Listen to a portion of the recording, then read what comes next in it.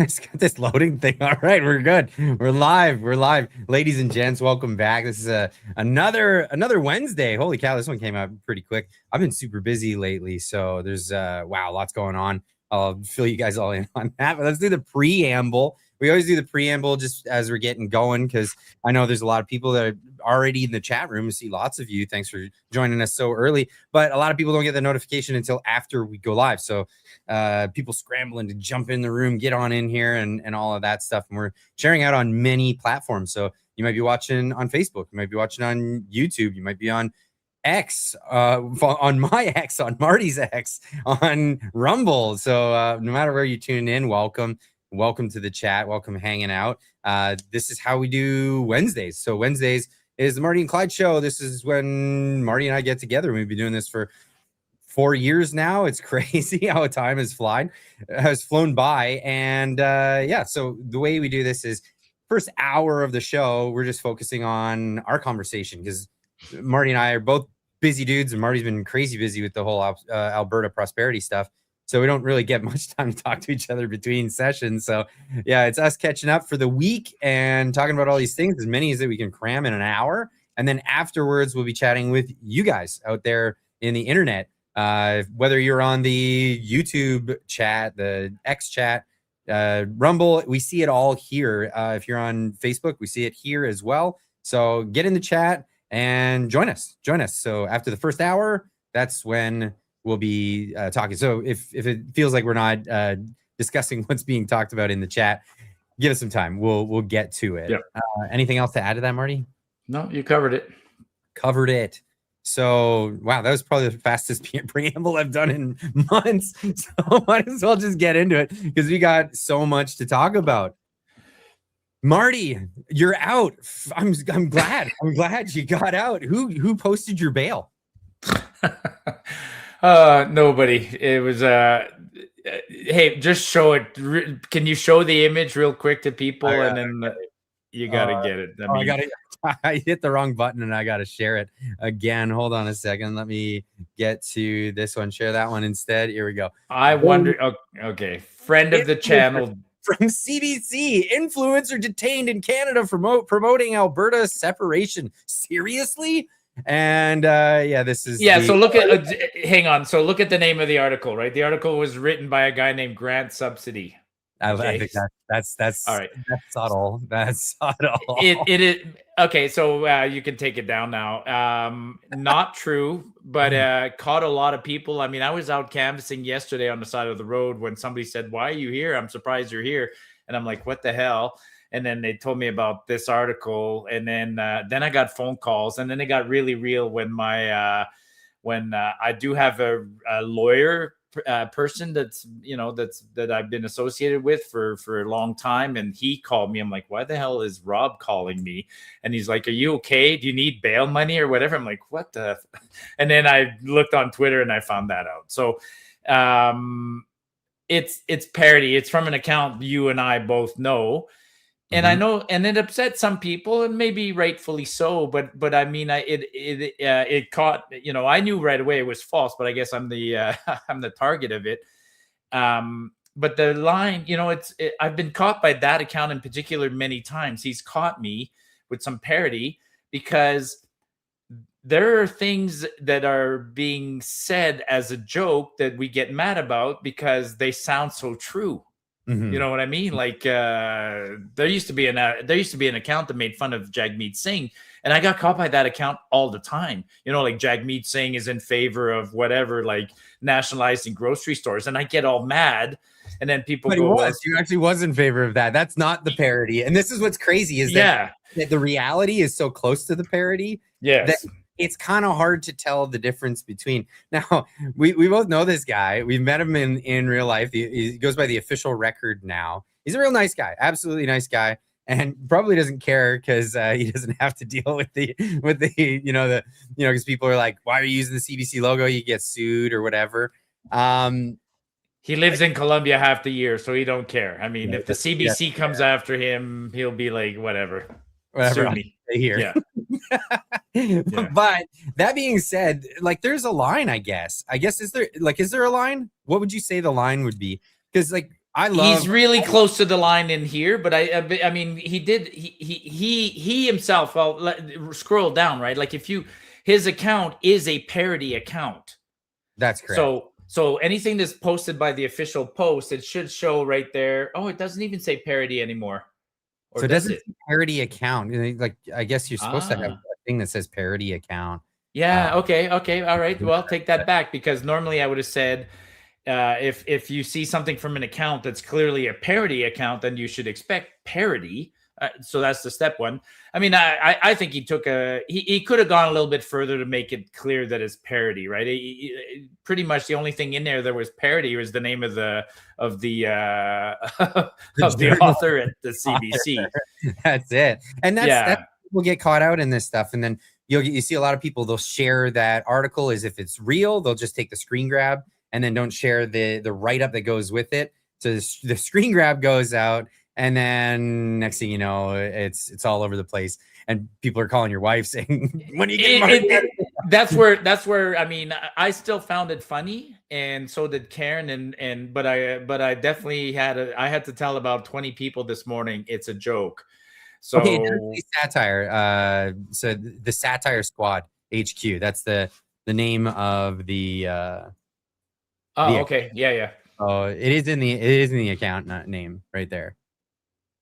Okay. Anyways, I thought it was funny and harmless. It's just difficult to find when people get this close to the line, is what I'm saying. When Yeah, they use yeah. the official CBC logo, that kind of thing. Like when you see the Babylon Bee, you know it's going to be parody when it comes up, and that's exactly what that is. It's absolutely parody.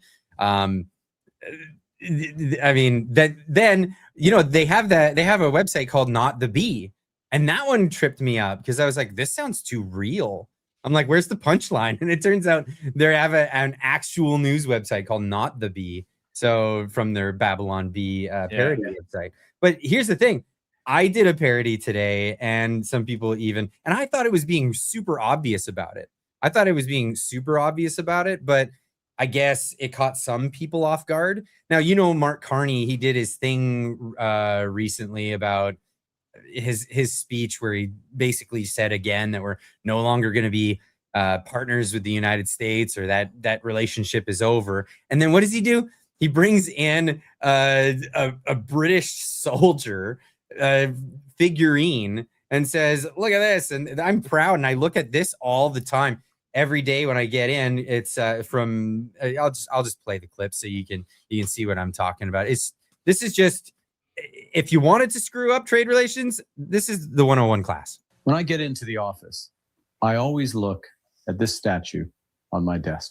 It was given to me by Mike Myers just over a year ago. And this is General Isaac Brock. Brock was a hero who fought and gave his life for our forebears in the War of 1812. Before Canada even existed on paper, it had a shape in Brock's imagination. Faced with the threat of an American invasion, Brock built alliances across our land and inspired what would eventually become Canada. Others carried that effort forward. Others carried it forward.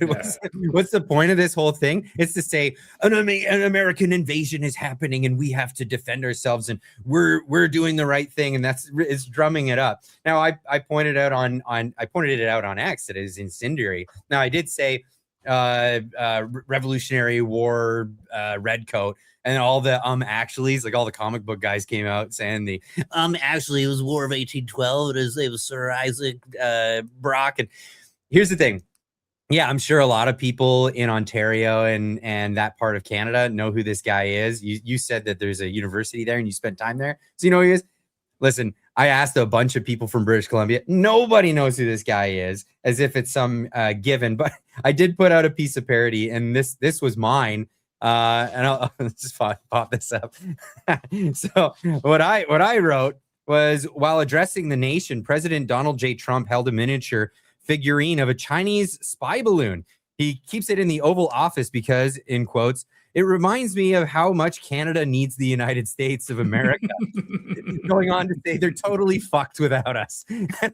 So that actually caught some people off guard because it's not real. I kept the little Google Gemini thing in the corner to give it as a giveaway that it's not actually a real thing. That's what this logo is, by the way, in the bottom corner. That little thing is it's been made with Google's AI. But honestly, that's the same behavior. What do you think of Mark Carney doing this? Like, it just honestly, I thought it was the most asinine thing to do, and it drummed up more issues because you're drawing a comparison to the War of 1812 to was happening today. It's asinine on like about 15 levels, right? And I mean, I got it from you don't walk into the office and look at that every day. Bullshit, right? So like Mike Myers gave you a little figurine and you put it on your desk and like, oh, you like it's your big reminder every morning. That's bullshit. Maybe you got it from Mike Myers. The whole story about Brock was just a general. Brock was just a general who did what he was told. He wasn't a visionary. I mean, if he's forming an alliance, it's not because he's trying to form a Canada. It's because somebody, like, it was the War of 1812. It was, it was a war between England and France fought here on our soil. And so anyways, he wasn't really fighting the Americans too much. I mean, it's so like it was a proxy war. And well, I mean, okay, so I did a bunch of research on this because I wanted to find out the details of this. Now, a lot of Americans don't really think about the War of 1812. It's not really, it doesn't pop into their heads at all. In Canada, people brag about it. It's like bragging rights about how Canada burned down the White House, and the Canadians just marched on down there and did this thing. So I did the research, and I found out what actually triggered the War of 1812, because most Canadians have it in their head that it was a war of aggression by the United States, who's this big superpower, because that's what we see the United States as now. But in 1812, it was a much different picture. Britain was the big, giant, empire that was taking over the world. The United States just broke away from that empire only a few decades before, right? It was 1776 till 1789. And then here we are in 1812. And what was going on? The British were they were taking sailors that were sailing on the trade route to France. They were hijacking their ships, and they were abducting them, putting them in British uniforms, and sending them off to war to go fight in the Napoleonic Wars. They were actually conscripting American citizens and abducting them and putting them in harm's way. This was a big problem for America. They were also drumming up conflict in the United States amongst native tribes to try to get the tribes to have war with the United States. This was a big issue. Now you have to remember the United States. But Clyde, I mean, like, I mean, at the end of the day, the question is, why did Carney pick this bizarre hero, right? I mean, like, Carney does an 8-minute speech in English and a 30-second speech in French, and he picks an obscure, by your definition, by mine, right? He picks Isaac Brock. In a sense, he's pissed off the Americans by picking that, but weirdly, he's pissed off the Quebecers, and he's also almost simultaneously pissing us off here in Alberta, because he didn't pick a French general, he didn't pick a Quebec hero, he didn't pick Louis Riel, he didn't pick, like, of all the people he could have picked to represent Canada, he picks Isaac Brock. What's Carney thinking? I'm going with your premise, your original premise. He's trying to piss off people. Like, he's pissed off a lot of people by doing it. I mean, that speech on Sunday was freaking bizarre. So let's just be honest. I think he's pissed off more Canadians than he has pissed off Americans. Americans are like, yeah, whatever. Okay, you got your little trinket, your little toy, whatever. Who cares? But there's a lot of Canadians and a lot of dual citizens that are pissed off by this. Mm-hmm. I mean, we live in the West Coast out here. We don't care about Brock. I mean, like, who cares? And people calling me out saying, like, he's a war hero. You should know who that is. Why? Yeah. Who cares? What American war heroes do you know about? And that's and I raised this question. I said, like, what if in a speech about Canadian trade to the American people, Donald Trump pulled in an action figure of how about Andrew Jackson, and talked about how the Canadians, how they beat the snot out of them. Well, he beat the snot out of the British because they weren't Canadians at the time, in the War of New Orleans, or the Battle of New Orleans, which, by the way, was after the ceasefire, and it was a real real bad move on the British Empire to come in and wage another battle after the war had finished. So like there's it's the second time in it's the second time this year that Mark Carney has done a speech and invoked a British man who's been dead 150 years. Remember, he did the one about Lord, I can't remember his name, but Palmerston. Yeah, so he's done it twice now. And yeah, I mean, I'm more, I mean, again, right now I'm watching at what Carney's doing, and the fact that everybody out east, maybe not so much after this, but people are still applauding him as the savior. And I'm like, well, look at what else he did this week. He announced this weird trade delegate. Well, he does this meeting.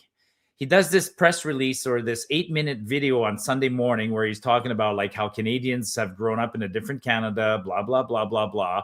And he's basically demonizing the Americans, getting in bed with the Chinese. And then weirdly, at the end of this week, yesterday, he announces a new sort of trade delegation to the U.S. I can't make sense of what Carney's trying to do. But I don't care because he's demonizing the Americans, and I'm counting on what you're bringing up, which is our shared history, the history between Canada, between Alberta and the U.S. or British Columbia and the U.S. is different than the history between Ontario and the U.S. And this is what I really dove into this week and looking at stuff, because I really wanted to emphasize just how different the history is west to east. And the best way to illustrate this is to bring up a map of what Canada used to look like when it first was brought in. This is a map of upper and lower Canada. Yeah, the upper Canada is the lower part on the map, and the lower part is the upper part on the map, but it's based on the St. Lawrence Seaway. This was Canada in 1812. This is what it looked like, and what for all intents and purposes was that demographic. Now, who lived there is the other question. Who lived in this area? The people who lived in this area were people who left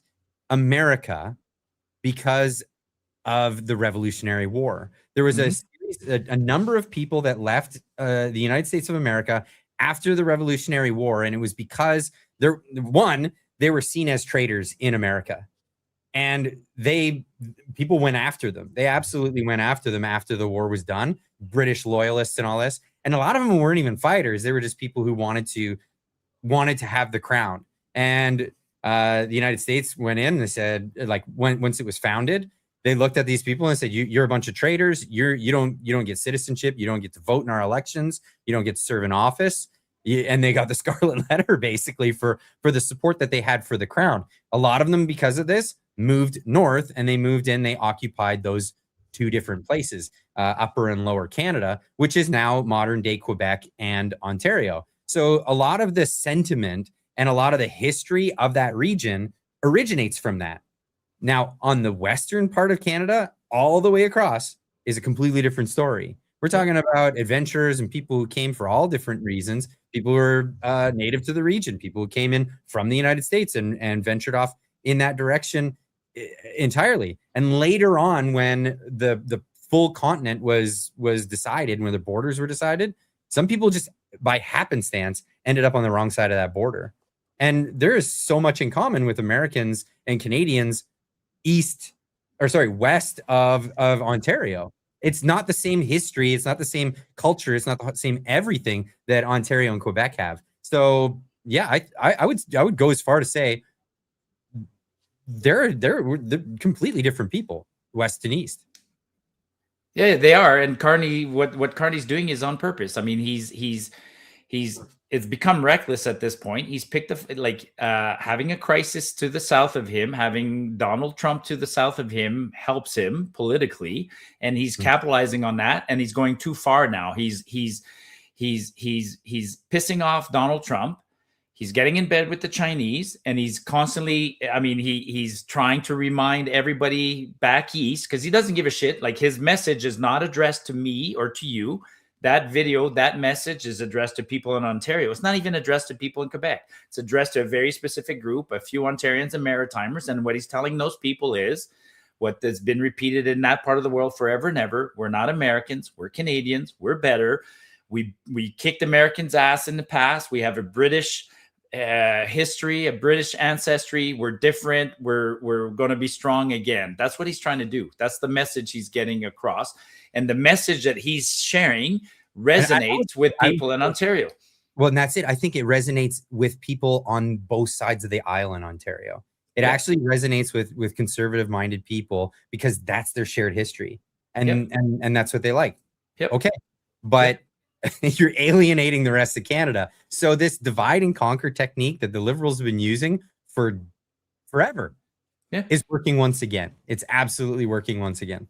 Totally 100% working. It's working so much that I'm burnt right now because I've been sitting on the side of the road collecting petition signatures until today, and people are coming in droves, mad, pissed off. I hear it every single day from Albertans. So whatever Carney's doing is working. I think it's by design. He wants to piss us off, and it's working. Like, it's absolutely working. Well, I'll tell you what, if Canada, if all the rest of the provinces do what Alberta's doing and say, all right, well, we're just going to take off, eh? Like, if that's what happens, and that's the fruits of that labor, I mean, what the hell is Upper and Lower Canada historically going to do at that point? Because it doesn't seem like they have really much to offer in terms of export stuff. I mean, America doesn't want Southwestern Ontario to make their cars anymore. They don't.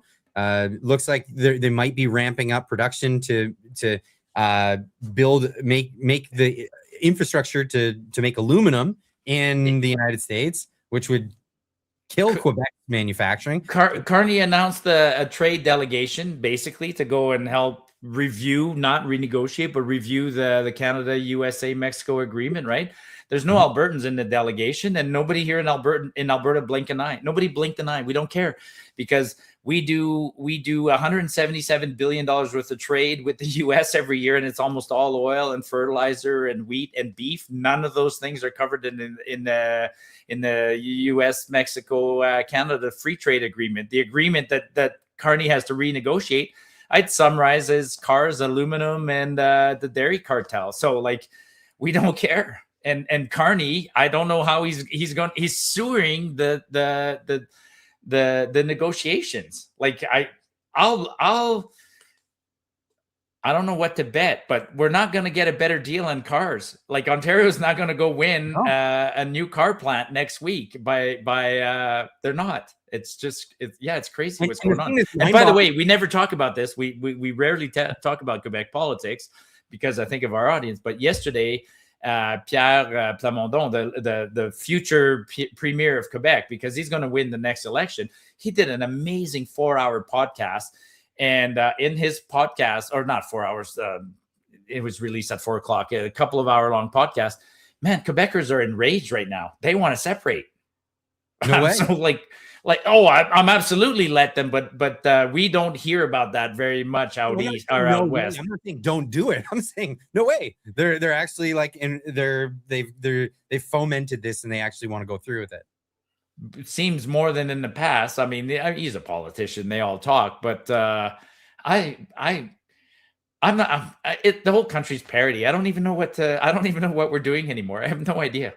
Like, I have no idea. Well, I would encourage it. Absolutely, I would encourage it because, I mean, I've been advocating for this for a while. I think the best thing for Canada would be the balkanization of the country. Separate the provinces, have independent states. I'm not saying 51st state. I know I have the thing. It's a joke. It's a joke because it gets a lot of elbows up, people upset. But no, I think separating the states so that they're all independent, and then they can make their own decisions. They can absolutely make their own decisions because as an American, as someone who wants the best for, the people that I grew up with in Canada, I want to see Canadians have a better shot at everything. And I think Alberta being able to negotiate a fair deal with the United States without having to deal with Ottawa in the first place, having a deal with each of the individual provinces, I think that's the better way about it. I think Quebec would be doing a lot better if they were on their own and if they weren't getting transfer payments and all of this stuff wasn't happening. I think they would get to work, and that's energy on the market. Everyone would. That's what Plamondon said. Actually, that's what I hope he's genuine. He's one of those young Quebecers who thinks that they've been held back, then they've become lazy. He admits it. Like, we've become social, and we need to separate to save ourselves. He used language that we use here in Alberta all the time. Like, break away. break away from the shackles of Ottawa, and you'll be better. Absolutely. Totally. Yeah. I absolutely 100% agree with that. There's so much energy to be exploited in Quebec. There is so many minerals in the ground. And here's the thing. Yes, it'll benefit them and they'll make all the money from it. But guess what? It's an exchange. So that means that there's more minerals, there's more energy in the marketplace, which means prices come down. Everybody has more availability. Manufacturing can go steam, open the steam valves and go straight forward for this, because this would foster more economic growth. It would foster more manufacturing in the West without having to deal with, third world minerals and stuff like that. It frees us up to just be a powerhouse economically in the whole neighborhood. So yeah, Fortress North America wins with an independent Quebec. So I'm all for it. Yeah. And well, obviously every other province. But you know what? Instead, what they're doing? They're building infrastructure projects. This is what we're getting out of the federal government. Whether they're talking about high-speed trains that we don't need, or somebody just pulls a rocket out of their ass. I mean, this is literally what's happened. I gotta share the post. And this one was from Peter McCaffrey.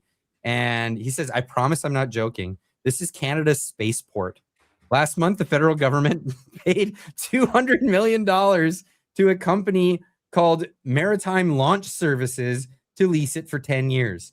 $200 million to lease this for 10 years, Marty. What do you know about this? Well, I mean, as soon as they made similar, I remember when they made that announcements. As soon as they made the announcements, I laughed about it, because they've made similar announcements in the past, and it never goes anywhere. Nobody wants to launch rockets from, there's a reason Cape Canaveral exists. The Americans launch rockets out of Florida because it's as far south as they can get, as close to the equator as possible. The International Space Agency in Europe, they use one of the colonies in, I think it's French Guyana or whatever. That's where they launch their rockets from. Just explain real quick, because there's probably it's the equator. You want to be as close to the equator. I mean, the Earth spins a certain way, and when you launch a rocket, you're not actually going straight up. You want to kind of go and sort of follow the curvature, because that's what orbiting, right? The purpose is to orbit. And so everybody wants to launch as close to the equator. The only ones who don't launch close to the equator are the Russians, because they have nothing close to the equator. And so they launch from where they're at, but it's big bucks because you're starting far from where you want to end up. Nobody in their right mind is going to come to cancel Nova Scotia and launch a rocket. Like, if it was smart to do so, it's one of those things, right? I've experienced this so many times in life. Like, if it was a smart place to launch a rocket from, NASA would have identified it a long time ago. Somebody would have, and somebody would have built something there. But there's nothing there, and there'll be nothing there. But that story goes further, right? Like, when you dig into that story, the connections to Ukraine and everything else, it just oozes corruption. Like, that group that's going to get $200 million. Are we going to see a penny of that 200 million, Clyde? Like, no. They're going to hightail and run, and that's all we get. We get a small concrete pad with some gravel around it on the level ground. Like, that's it's not even a launch pad. It's literally just... and then some people on the left had the audacity to say, well, they showed a picture of one of SpaceX's pads from, let's say, 2008. Okay, well, even in 2008, SpaceX had more than that. Like, it looked pretty sophisticated. I think in 2008, SpaceX was using old NASA stuff, right? But even if you made a valid point that in 2008 it was just a concrete pad for SpaceX, then by your argument, it took them about 20 years to get somewhere. Well, this space pad said that they're going to launch rockets in 3 years from now. It's a concrete pad right now, man. Like, in 3 years, we can't build anything in 3 years, right? Like, we've made too many jokes about this. Like, 3 years is, forget about space pads, folks. We haven't built. 3 years is enough time for the public to forget about space pads and forget about the $200 million they want towards it. That's really what it is. You just say that it's going to happen all this time out, and then nobody gets caught. It's just embezzlement, one thing after another. I mean, what was it?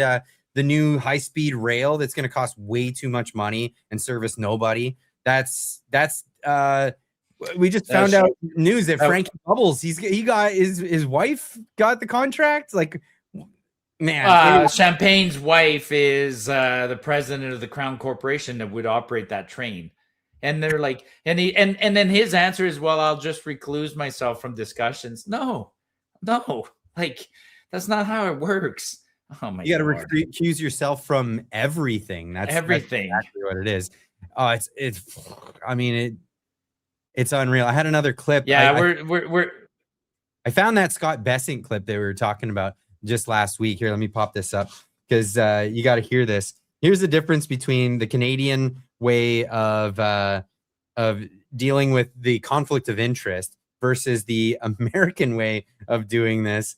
Here it is right here. So this is from Melissa. It says, holy crap, Scott Bessent basically confirms what Canadians have been saying about Carney's conflict of interest with this massive investments. No such thing as a blind trust. This is what he had to say. First, here's Mark Carney's excuse, and then there's Scott Bessent. So what are they? Look, Stephanie, I follow the rules of the ethics commissioner. With Canadians not being aware of what potential conflicts of interest what you sought possible to avoid. conflict would you have, Stephanie? Stephanie, I'm complying with the rules. I'm complying with the rules in advance. There's no possible conflict of interest in your assets. It's very difficult to believe. Look inside yourself, Rosemary. Oh my God. A lot of people did very well in the stock market, I assume. And I assume that you probably were one of them, and good for you. That would be an incorrect assumption because I had to sell all my stocks to become Treasury Secretary. You sold them all? Had Really? to, yes. But you have a blind trust, I would imagine. There's no such thing as a blind trust. So what are they? He just says it straight up. There's no such thing as a blind trust, and the U.S. won't stand for that. They won't stand for that in the highest office in the land. You have to sell all your stocks. End of story. Yeah, sell it and put it in a 3% GIC or bank account or whatever their equivalent, and let it sit there until you're done. Absolutely. By the way, that also reminds me, like watching that clip of Carney reminds me, you know, like he's shitting on the Americans right now, but simultaneously he lives there. He moves. You know, the U.S. of the past is no longer good enough. We need to find a new place. But he's such a hypocrite. He went to school in the U.S. His kids all went to school in the U.S. He moved Brookfield to the U.S. He lives in the U.S. Like, you know, he's pretty close to the U.S. Yeah. Yeah, right here. Canada says we cannot trust America. Meanwhile, his wife lives in the United States. All 4 of his children live and study in the United States. 91% of his investment portfolio is in the United States. He owns a house in the United States. Yet he tells Canadians they can't trust America. Hypocrisy, it's at its finest. It's unbelievable. Yeah. No, it's and again, I mean, I am at the point, Clyde. Maybe we should go to Ontario. I mean, you and I can go reconnect there and go visit some old stomping grounds. I mean, I kind of have, like I've been saying, lots of people have invited me. You should come to Ottawa. I should come to Toronto, and I keep saying I have no interest. But now I'm becoming really fascinated. Maybe we should go do man on the street interviews in Toronto. Like, is it really that bad? Are people completely brainwashed? They must be. It must be bonkers. Like, you talk to people in Vancouver. You think, yeah, like they're bonkers. It's crazy. You go to Victoria, they're bonkers. I can only imagine how bonkers Toronto is, and just the absolute crazy things that they believe. Yeah, like do they seriously believe that they're going to suddenly revive the auto industry? That Trump's going to go, that Carney's going to go down there and convince Trump to bring a factory back to Mississauga or Aurelia or wherever place, and then we're going to start, you know, like, what are they?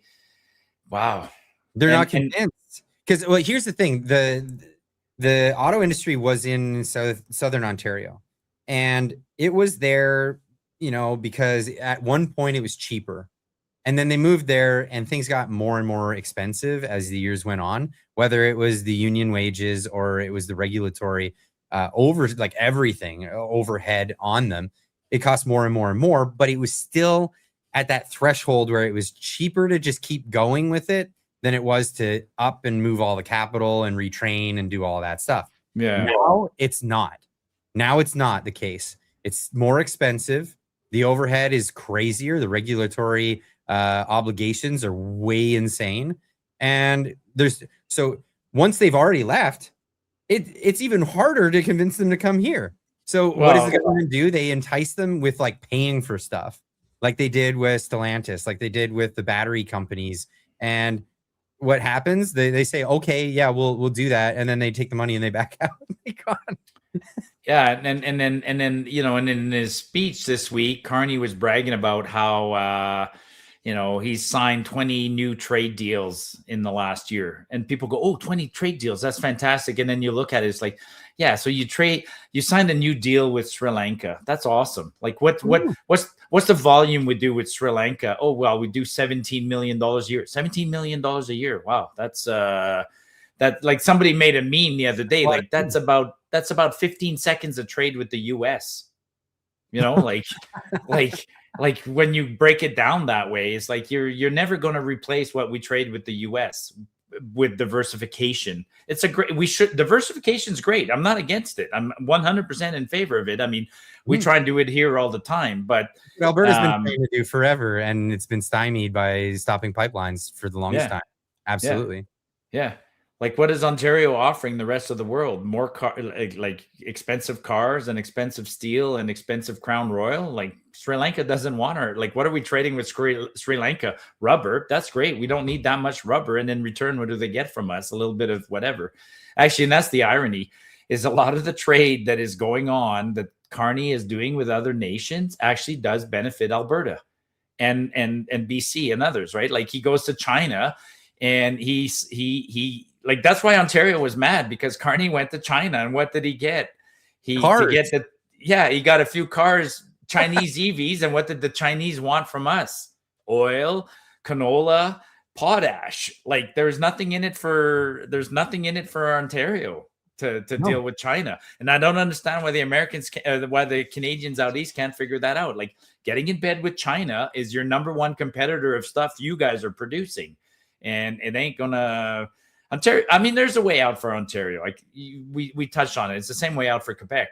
They're going to have to go back to doing what they used to be good at, which is not building cars. I'm sorry. You know what Ontario's good at? Getting nickel out of the ground and getting iron ore out of the ground and logging and a bunch of stuff like that. Otherwise, if you try to compete with Ontario's trying to compete with the rest of the world. Zero, Marty, and that's not the vision for Canada. It's not, but then they want to compete with insurance.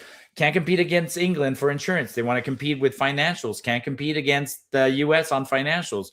Want to compete in the movie industry. Can't compete in the movie industry. Like, this is the amazing part. America has been such a generous partner for such a long time that America would buy the products from Canada, and then it would allow Canada to do things like shut off the banking industry, so only Canadian banks can operate within this geography. Shut off the insurance industry, so only Canadian insurers can operate within this geography. Shut off the dairy industry. Cartel, They shut off the telecommunications. And this is what Canada's been doing for decades, for generations now.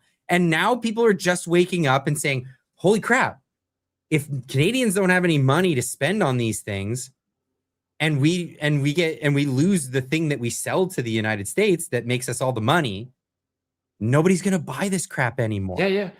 Donald Trump is the neighbor. You know, you live in an apartment complex, and your neighbor hasn't figured out that you're stealing the Netflix from them. So you're happy. You're getting Netflix for free all day long, and all of a sudden the neighbor gets punted out, and the new neighbor comes in. And he turns off the Netflix, and then you go over to there and you go, hey, how come you turned off the Netflix? And the guy goes, well, it's my Netflix.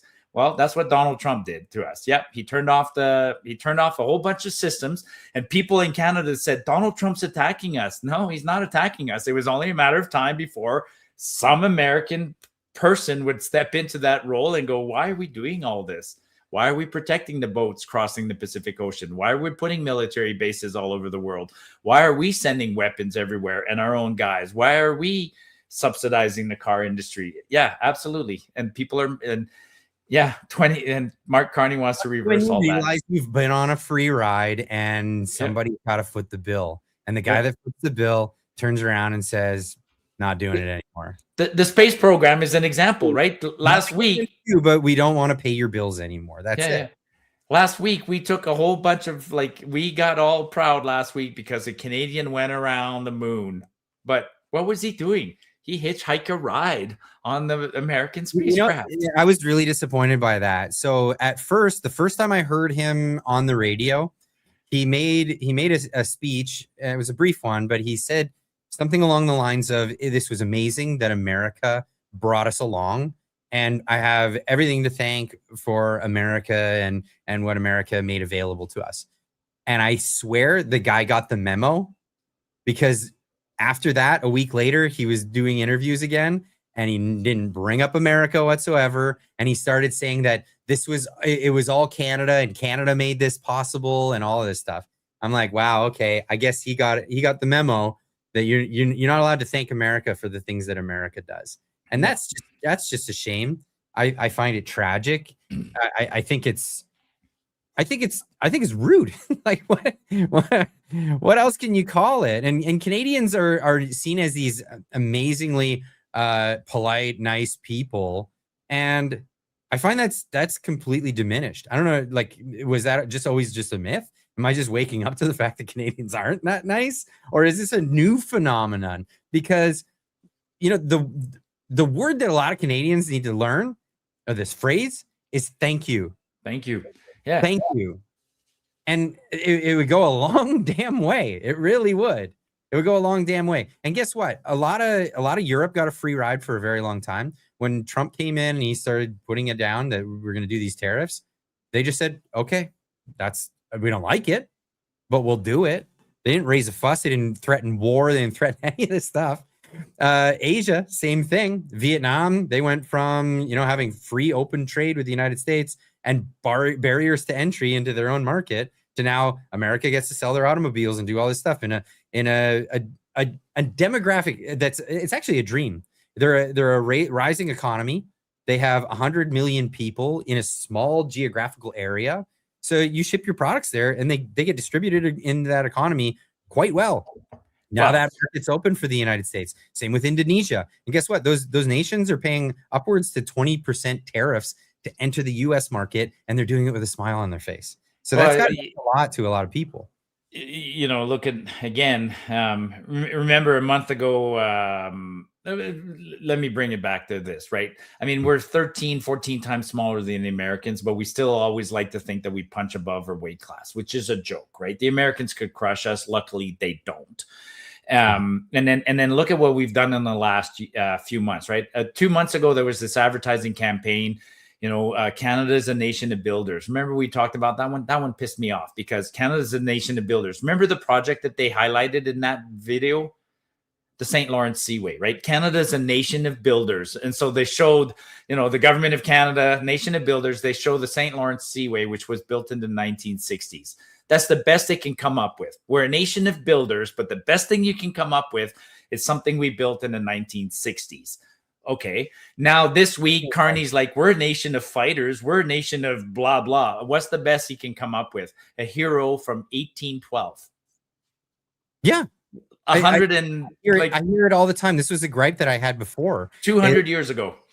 And it's crazy. It's like, Canadians, they do, it's almost like a narcissistic thing that people would do where, if you're not getting your way, then you say, well, come on, man, I always helped you out. I always do these things. They'll be like, I went to Korea with you. We went to the World Wars with you. And then it doesn't work out. And then they go even further back and they go, yeah, well, we beat you up. Yeah. What? Yeah. I'm surprised we don't go, well, we were here first. Actually, I'm surprised we don't go there because, don't go there. No, we're pathetic in that sense. We're literally pathetic. Bring a nation of builders. God. Yeah. What have you built lately? What have you done for us lately? It really comes down to that. Nothing is the answer. And bringing in all these environmental measures have only harmed things, because we could be saying, well, we supply you with oil, we supply you with potash, we supply you with all these things, but it's a trickle. It's like we turn the taps down low for no other damn reason except a bunch of people's crappy religion of climate change. Yeah. Yeah, the Americans are going to the moon. The Americans are landing rockets backwards because of Elon Musk. They have cars that drive themselves. They have robots. They have amazing factories. They have AI. They innovate in every. They are one of the most innovative. It's in their DNA, right? It's in the DNA of Americans. Like freedom leads to innovation, leads Absolutely. to, and people keep saying, "Oh, capitalism doesn't work." Oh my No, god. absolutely works. Absolutely Yeah. works. And Yeah. you know what else? You know what else is a common factor in capitalism is that if somebody has something, say has some property, has some item, if they don't use it, they'll end up going broke, and then some other entrepreneur will come in and buy it from them. And that's usually the way it goes. And it's not always a nice buy. Sometimes it's, well, you're so broke you can't even eat. I'll pay for your meal and I'll take that off your hands and then actually turn it into some use. And this is actually sounds a lot like what Donald Trump has been saying about what he'd like to do with Canada. Now, he doesn't want to tanks across the border. He wants to put economic pressure on Canada so that he could acquire Canada someday. I don't know. These are actually his words. This is what he said to a reporter. You said you were considering military force to acquire Panama and Greenland. Are you also considering military force to annex and acquire Canada? No, economic force, because Canada and the United States, that would really be something. You get rid of that artificially drawn line and you take a look at what that looks like. And it would also be much better for national security. Don't forget, we basically protect Canada. We lose in trade deficits. We're losing massive. We don't need their cars. You know, they make 20% of our cars. We don't need that. I'd rather make them in Detroit. We don't need the cars. Yeah, so he goes on about not needing what Canada has to offer, but wanting to acquire the land. That's capitalism. That's how that works. If you sit on something and you don't use it, it'll devalue to the point where you're not just going to be able to rent seek off of it. You'll end up having to sell it. You'll ruin your own prosperity out of the whole ordeal. I 100% agree. We're letting our resources go to waste by not doing. We've let them go to waste. I mean, we need to get back on top of that.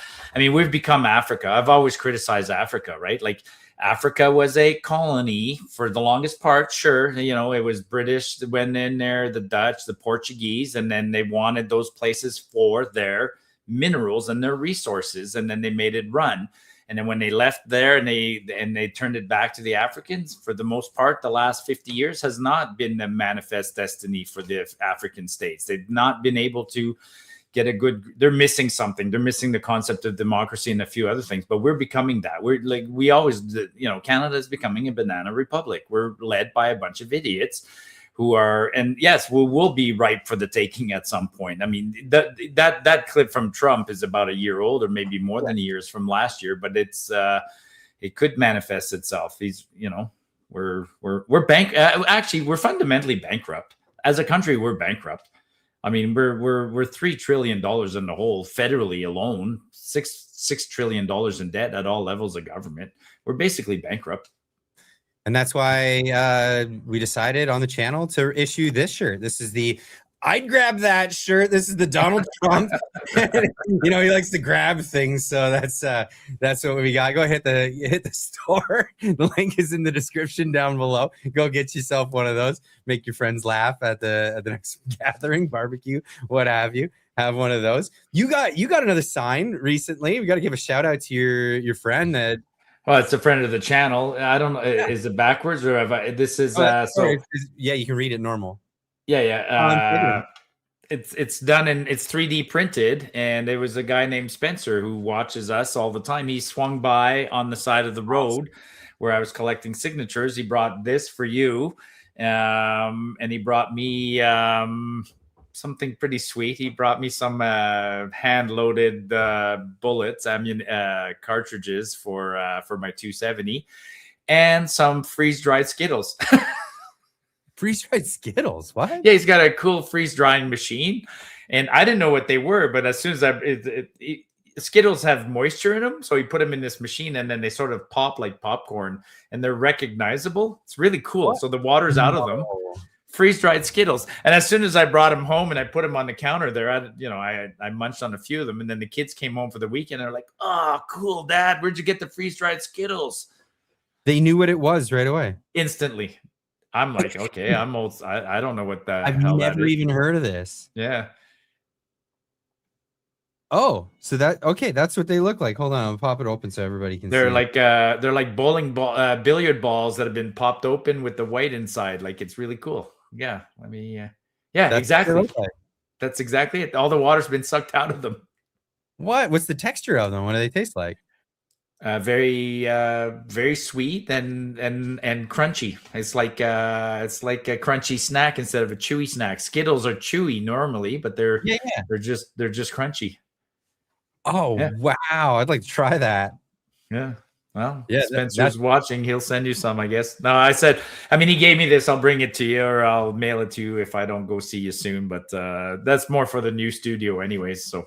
Oh, they're asking in the chat, Clyde, have you never heard of freeze-dried candy? No, never. Neither did I. Okay, we're both. No, I have no idea. That sounds pretty cool. I think the kids would love that too. Yeah. I wonder if they make a popping noise as they do the thing. If you they're crunchy. They're as you make them, the kids would love watching it. They do the thing. But for me, they'd be great for hiking. I mean, they'll all be gone by the time hiking season comes around. But yeah. Actually, he left me a few other dehydrated things. I mean, I think he was playing with his. It's not a dehydrator; it's a freeze dryer. It's a much different machine. Like, it just sucks the moisture right out of everything. Yeah. How is that different? Like, how does it operate differently? Because a dehydrator just runs a fan. Doesn't take it to zero, whereas a freeze dryer can take it to zero moisture. Like, that just sucks the moisture right out of it. So is it again like a heater element and then maybe an evaporator? Oh, I don't know how it works. I have no idea how. Okay. I'm gonna look into that because I'm kind of curious about that. That's really cool. That's actually really cool. Did we cover everything? Well, I mean, we never talked about the petition, but I can talk about that in the next part. We never talked about the two big newses this week. Inflation numbers came out on Monday. Oh. 2.4% year over year. Huge jump, man, because it was 1.8 in February. So it jumped to 2.4 in March. Of course, the Liberals are blaming, they blamed everything on the war in Iran, but Iran caused, hey, yeah. I mean, all that did was, for sure, it had an impact on the price of fuel, but you can't blame Iran on the price of bananas and apples and housing and restaurants and clothing and TVs, but they sure like to blame everything on that. Carney blamed the 2003 invasion in Iraq in that same video we were commenting on earlier. Things that they'll blame is it's astronomical. Yeah, and when I'm watching that video, all I'm thinking of is 2015 to like the worst part of the last 20 years for any young Canadian is the 15 years that Trudeau was in power. It's not COVID, anyways. No, so yeah, the inflation didn't make the news. Of course it didn't make the news. There's nothing to spin about it. It's going up. But there was an interesting thing on inflation for me that I found interesting is that Stats Canada is trying to spend a little more time. The inflation graphs put out by Stats Canada are a little bit different than they used to be in the past. They're really trying to highlight, hey, we did some good things, even though it doesn't show up, right? Like, hey, we removed the carbon tax, because remember, they removed the carbon tax and now it's as if that never happened, right? Because wait, didn't they say that it wouldn't have an effect on inflation if they removed the carbon tax? I'm pretty sure that was the argument in committee that was why they didn't bother. Yeah, but they have They have two problems. So one problem is they removed the carbon tax, but they also temporarily removed the GST. Remember, they removed the GST last year at Christmas time. They removed the GST on gifts for kids and stuff like that. And those categories went down and then came back up. So same thing. So in the inflation, they have to explain that. But then in the case of fuels like gasoline and natural gas, they took off the carbon tax. But it looks like the retailers either didn't obey and left it in there, or it was or the price of fuel went up so much afterwards that it just doesn't even appear to have had an impact. So they're both those categories, food and fuels, have a special page in the inflation report because they're trying hard to make sense of it, but it's not working. At the end of the day, inflation is going up. It's 2.4%. Spin it any way you want. And we know it's not 2.4%. We know it's nobody even believes that number anymore. Everybody online talks 5 or 6. They don't even believe that number. Absolutely 5 or 6, if not 7 or 8. Like I think it's way up. For people who are new to the channel maybe and haven't heard us discuss this, the way they measure inflation is not the actual inflation. Inflation is the actual printing of more money. It's adding more to the monetary supply so that there's more dollars around for the same value of goods that are out there. And then what happens is the effects of that are rising prices. So they measure it based on rising prices. They don't measure it based on the M1 or M2 money supply numbers. So later on, afterwards, after the money goes into circulation, after a while, it dilutes how much each dollar is worth. And then they try to measure that later. Now, what they try to do is have a basket of goods. So they have a basket of, electronics and food and travel and entertainment and all these things that Canadians would be buying. And then they put that together, and then they measure that basket of goods over time. Problem is one, every country has a different basket of goods because it's controlled by the government.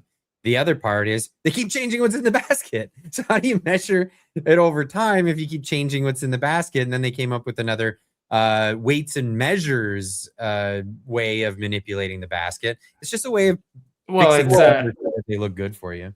It's a bit of a and some of the math bites them in the ass just because, right? As an example, right now, travel's dropped right off, right? People aren't traveling. I mean, so much so that WestJet just announced they're cutting back 10% of the flights. Wow. They're just not going to go to destinations. So is Air Canada. So then what happens is that they want everything in the basket. Generally, they have 10 categories in the basket of goods, and they want each category to be 10%. Well, travel is less than 10% because people aren't traveling.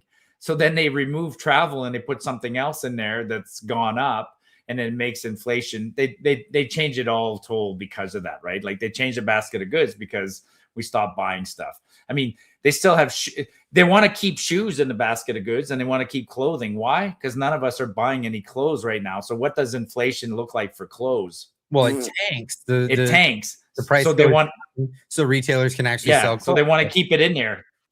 Yeah, they want to keep the clothes in there, but it's because it helps. But they'll have to reconsider. Anyways, it's I mean, I'm looking at the clock. The only other story we didn't cover was the Canada Post either, right? The Canada Post, good old. So it's the end of the year now. The end of the year was December, but even Crown corporations do their year-end reporting usually, around profits, haven't they, Marty? Canada Post lost $1.57 billion last year, and it's a Crown corporation. So guess who pays for that? They just go right to Canada, right to the government, and get more money. 1.7 billion, like $1.7 billion. Or sorry, 1.57, 1.6. Call it 1.6. $1.6 billion. That's unbelievable for a service that just keeps getting less and less. Like we get less and less service from them. So, we've been seeing this a lot with neighborhoods where they say, well, we can't really do door-to-door service anymore. So we're going to put a block at the a super box. A big box at the end of the block. So you can just go over to there and get it. They actually, a lot of places are going paperless. Most people for their bills and stuff, they're paperless. Are you getting packages from Canada Post? Likely not. Maybe from your nan, if your nan wants to go to Canada Post to do it. They're closing up Canada Post offices in favor of just putting them inside of like Shoppers Drug Marts or London Drugs and stuff like that, and paying the workers there that are already there to do it. So where's the money going? Well, they're going to fire 30,000 workers, so they've announced that this week. So I'm buried in the report. It does say that the average household gets 2 pieces of addressed mail per week. That's it. So addressed, like not flyers or whatever. So on average, 2 pieces of mail per week. Well, that tells me that Canada Post could visit your house twice a week, right? In principle, and you wouldn't be missing anything. I mean, I don't even go to my mailbox. I have a mailbox over there, and I have to remind myself because it's not even the way I leave when I leave the house. If I want to go get the mail, I have to drive, north instead of south. And once in a while I go, I should probably go check the mailbox, but I can't think of the last time I actually got mail in the mailbox. It's flyers. That's all it is. It's flyers. I just go to empty it. That's unreal. Yeah. I mean, and again, they're not doing parcels. So, I mean, companies are all going, private for parcels. Most people use FedEx or Pure Later or DHL, whatever. I ordered, these are glasses that I ordered online. These glasses, just got them the other day.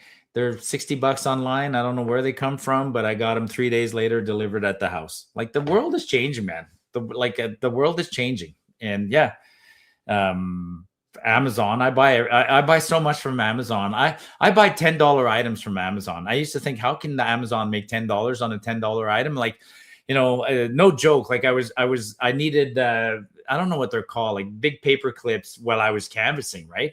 And I'm like, where the hell do I get that? You go on Amazon, $6.99, click, done. Like, within 24 hours, I get an item that's worth $6.99 delivered at my house. It's amazing. Like, where's the profit margin on that? Well, I'll tell you what, it's why it's difficult to sell things on your own website anymore. Yeah. In fact, we have on my t-shirt store. So if you click the link on YouTube to where we sell t-shirts, it'll take you to the website. But then on the website, we actually have an Amazon link where you can pick it up on Amazon and you get the cheap delivery because Amazon's just so much more efficient at it.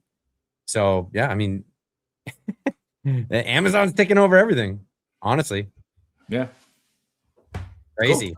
All right. Well, that's everything for this week. Well, no, we're going to keep going on because we have a few other things that we want to talk about, and we're going to get into the community chat. So stick around for that. Marty, where can people find you? Marty Up North on X and Marty Up North on YouTube. All right. Well, let's get into some of these chats. Normally, this is what I say, like, if you're watching this afterwards, but we've just been leaving the streams up so everybody can view them. And I think that's been working out. I think it's a better way of doing things. So we'll start off with You Talking Too Much. You Talking Too Much for $2. He says, Carney, 91% invested in the USA. That's our weakness. Yeah. No, I think it's our strength. He knows our strength, and he's voting. It's not just Carney. It's not just Carney, right? This is one of the key reports that I look at every month. Every month, Stats Canada publishes the investment balance of like how much money went into Canadian investments and how much money left Canada. Mm-hmm. And ballpark $19 million from Americans invested $9 billion last month, ballpark, and we invested like $30 billion in them. So this is not companies. This is individual Canadians. Individual Canadians don't trust our economy. They don't trust our economy. They might say one thing. Actually, the people who say like, honestly, the people who go like, hey, buy Canadian and blah, blah, blah, they don't know what's going on anyways. They're generally morons, and they're not the ones that matter. And the people who know what's going on, that sit back quietly, the guys with big bucks, they don't give a shit what Carney says. That you want to know who believes Carney? Follow the money. And the real money is going to the US and other countries. Like, I mean, I'm looking for, like, we're about, like, again, I go to Walmart. I don't care. I'll tell people, well, you're not supporting Canada. I'm like, no, because I'm a person who worries about my finances. So I want my eggs cheap. So I go buy cheap eggs at Walmart. And I know the stuff is coming from somewhere because when I go to this farmer's market, I get raped because fresh stuff is expensive. And everybody who says elbows up and you should buy Canadian, they're full of shit, because if they weren't, the farmer's market would have lineups, but there's no lineups at the farmer's market. Why? Because generally speaking, people have no money to spend, and we have to be conscious of everything we spend on. I don't feel bad about buying cheap glasses online from a Chinese manufacturer because Carney made it that way. I have no disposable income at the end of the day, so I have to If I had lots of money left in my pocket because the government wasn't taxing me to death, perhaps I'd go to the farmer's market more often and buy a nice, pot of fresh honey or somebody's beautiful candles. But as it stands, I have to make my dollar stretch. So where do? Walmart it is, and Amazon. It's sad, but that's what it is. No, and it's what a lot of people don't want to admit, but they actually do. So Yeah. that's the thing. But what I love about in Texas is like everyone just goes to HEB. They're saving us right there, and it's like the patriotic thing to do. Because HEB, Never heard of it. oh, it's a big chain grocer, and Okay. it's called Here Everything's Better. Oh, okay. It's a Texas company. So HEB, yeah, go check it out next time you'll have the opportunity to come down because I'll be down there pretty soon, very soon actually. So yeah, that's why things are holy cow, things are crazy. Next one, Sasquatch Chronicles for 10 says, I got this figurine from an American who used to live in Canada. He will never move back because he has it too good in the States. I thought it would be a great inspiration for you guys, Mark Carney. Man, does that make so much sense? Honestly, Mike Myers, like, give me a freaking break. Why his whole like thing of making being a proud Canadian and all this Canadiana stuff that he's been pumping out, like we see past it, bud. You made your fortune. You had a lucky break. You went to New York, Saturday Night Live, then you moved to California, and now you make a killing. We're proud of you. You should just leave it at that, right? Yeah, don't shove it in my face as some weird patriotism. Like, no, yeah. That was another weird choice. I don't know. I guess they must have had limited budgets at the beginning, and that's why they picked Mike Myers. I mean, it definitely wasn't Ryan Gosling or some of those other guys who came back up, right? Like, no, there's a reason they brought Mike Myers. I mean, it was a nostalgia for a time past, right? Like, I'm surprised they didn't bring back Captain Kangaroo or somebody else like that. Like, nobody would know that. I don't think I even know that one. No, but here's a great one from Vivek Ramaswamy. He posted this last night. This was good. He was at Turning Point USA. This is what he had to say. That is what makes the American dream possible. It is called the American dream for a reason. There's no such thing as the Canadian dream, okay? Might have been winning the Gold Cup, and it didn't work out for him, all right? Whatever it is, all right? It didn't happen, all right? We beat him in hockey, gold medal hockey. There's no British dream. There's no Chinese dream. And these things sound silly to say. It is the American dream that makes American exceptionalism possible. Now, I had a little bit of an exception to the way he put this. So I put this out there saying, the sentiment is great, but it's not entirely true. The Canadian dream does exist. The Canadian dream is to get rich and move to the United States of America. Don't get mad at me because I'm saying it. It's just the way it works. People become very successful, often leave. They leave and they move to where the giant market is. It makes more sense. And we should be happy for those people. Absolutely. We see it all the time. And we even see it in celebrities, right? I mean, it's we all our athletes, our swimmers, our Olympic athletes, all sorts of, like, if any celebrity that does well will eventually move to the US because again, it's economics, man. It's money. Like, boy. Well, I talked to somebody the other day who was telling me how little effort they've moved to the US recently, and how little effort they now have to put to get ahead in the US compared to what they used to do in Canada. Like, and he was describing that, like, it feels like you're gaining. It feels like every week now you get your paycheck and there's money left over, and you're doing groceries and you're done groceries and there's money left over. So you can go watch a movie and you can put something in the bank and you can look forward to a car. We don't have that. I mean, I posted about that today. Like, Canadians aren't buying cars. And people said all sorts of excuses. Oh, yes, cars are more reliable. You drive them longer and stuff like that. But at the end of the day, why are we not buying cars right now? We can't afford it. Can't afford it. We can't afford it, and that's the reason we're not going on trips. People, Air Canada says we're cutting back trips because people aren't traveling as much. It's like, yeah, and don't blame it all on the cost of fuel. People can't afford to go flying. There's no money left over at the end of. There is. People have money left over, but it's not theirs. It's borrowed money on their credit cards. It's it's what it is. The other aspect that I noticed that's very prevalent is in the US, when you want to do something and you're doing well or you're trying, everybody's rooting for you. Like all your neighbors, all the people in your vicinity are all like, yeah, give her. I'd love to see how it turns out, you know, and they're excited for you, and in a genuine way.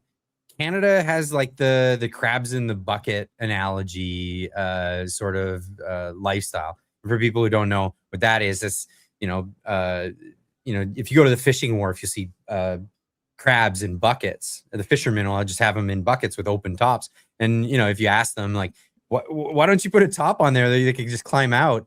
They say, don't worry about it, because this is their behavior. As soon as they see one of them climbing out, the rest of them will grab at them and pull them right back in.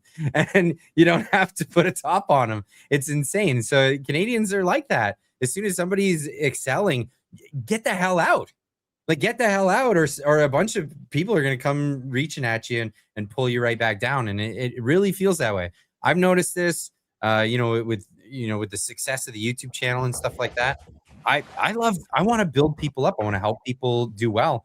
And I've run into it a number of times of just lots of crabs in that bucket. So, by the way, some people who are not like that, and you were on their show. I got a chance to be on their show. I wanted to mention this. I think you were on their show, Nat and the Guy. Yeah, it was their first interview. They're awesome. They're really cool. They're on YouTube for everybody who doesn't know. Nat and the Guy, a big shout out to them. Just search it on YouTube, Nat and the Guy. So they're a couple from the Vancouver area, and they moved down to Mexico. She was always Mexican. She's Mexican. Mexican, yes. And I guess she lived in Vancouver, and they got together. And with all the stuff that was going on and how crazy it is to try to, rent a property in Vancouver, they're like, yeah, let's get out of here. And they left for Mexico. And they've been covering the Alberta prosperity stuff. That's like a big staple in their channel. So if you want to find more news or stay up to date on what's happening with Alberta separatism and Alberta prosperity, they're really on top of it. So that's Nat and the Guy. Check them out. Absolutely. Yeah, I think the guy is actually, his name is Guy. Yeah, his name is Guy. His name is Guy. Yeah. Yeah, they're super cool. So they had me on for a show. So if you subscribe to their channel, you can look forward to that coming up pretty soon, because they do it pre-recorded and then they release it afterwards. And Marty was also on the show, so check that out. Excuse me. You talking too much for $10, says Clyde. To your point about allegations of JT's conduct in West Point Grey being debunked, we need to stay factual. Carney's wife lives in Ottawa. His only family in U.S. is Cleo, who goes to Harvard. Okay. Point taken. Thank you very much for clarifying that. His wife, they might even sleep in the same bed together. Sorry. I don't even know where they live. I mean, I wonder if they live in the same place as Trudeau, right? Like, I asked about that this week. Like, they don't seem like people with real emotions, and maybe I'm just saying that. Yeah, we don't hear about Sussex anymore. 24 Sussex. They need to demolish that building and build something new, right? But they keep talking about like a new residence would be like $20 million or whatever. It's like, whew, wow. Why? Why does it have to be $20 million? I don't know. Because to keep up with the Joneses, we need a respectable place for the prime minister to live. Well, we need a respectable prime minister first, so maybe let's work on that. Yeah. Chris for 5 says, Clyde, I thought Canada would come around when the Kuzma deal had to be made. Carney has put Canada in a very tough spot, which might be unsalvageable. Now, I want to remind people, CUSMA is the USMCA, but and I always refer to it as USMCA, but CUSMA is the deal between the United States and Canada and Mexico. Now, that deal actually protects Canada from Trump's tariffs to the tune of 85% of outgoing products going into the United States, and it is Americans that are paying these tariffs. But the whole thing is the tariffs are a deterrent from buying a Canadian version of the product when you could buy the American version of the product. Eventually, those manufacturers would likely move into the United States, and then people would be able to get it at the cheaper price from the United States manufacturer at the end of the day. So this is the measure, and this is what he's trying to accomplish with this. But USMCA or CUSMA actually protects so much of the Canadian economy. It's unreal. 85% of all trade with the United States is covered under the USMCA and it exempts the people from the tariffs. If Carney screws this up, it goes to 100% of items in Canada are under the tariffs. So this is really important. And the fact that he's like shitting the bed and he's completely just ignoring talks with the United States and not even bothering, which sending third-rate people to negotiate on our behalf instead of taking the lead on it himself and showing it the importance that it deserves. He's the ambassador to America, the ambassador to Canada from the United States, Pete Hoekstra. He was on Jasmine Lane's show recently, and she asked him about it, and he said he's counting the months. He's like, "When was the last time we talked?" It's been 6 months with no real negotiations, nothing from Canada. Like Canada should be legitimately at the door, just knocking the door down, saying, "Come on, can we fix things? Can we get it going?" The U.S. could pull out. They could pull out at any moment, and July would be that time. Now, if they pull out in July, it's a 6-month window based on the agreement, so they wouldn't be pulling out in July. But that major announcement would just drive traffic out of Canada immediately. The amount of companies that would shut their doors and move their business to the United States overnight would be astronomical. So Carney not taking this seriously is a real bad deal for Canadian entrepreneurs massively. And with them not talking, it leaves everyone in limbo on what they should be doing in the future. Yeah. We've got Chris with another 2 says Carney's green energy agenda is killing Canada. Sad. I couldn't agree more. We've been doing that for a decade now, more than a decade. Yeah. It's interesting to watch people trying to reverse some of that lately. There's been a few weird talks, even here in Alberta, like Smith is extending an olive branch to Nova Scotia and talking about something that was near and dear to me. Can we do LNG between our 2 provinces? And I'm like, it's we've been talking green for so long now that it's a generational thing. It's hard to get people to think outside the box and back to like people have literally been brainwashed into. I mean, I saw somebody today. It's so bad. Somebody today here in Alberta, somebody popular made the faux pas of saying, "Oh well, wood's not renewable." I'm like, holy fuck, man. Wood's not renewable? Like, what do you mean wood's not renewable? Like, they grow out of the dirt. You didn't know that. Yeah, like, okay, so like nothing's renewable now. Like, what's left? Like, and they were making the argument. They're weirdly making the argument that the only thing renewable truly is wind and solar. I'm like, okay, you know what I'm going? I mean, I'm not even going to argue with somebody who tells me wood's not renewable. I'm like, okay, whatever. Like, the tree that just grew back, that's not renewable. They weren't thinking. I didn't know about solar until just recently, because a lot of people were saying like, let's not do coal, let's do solar. Well, it turns out there's a lot of coal in solar. Yeah,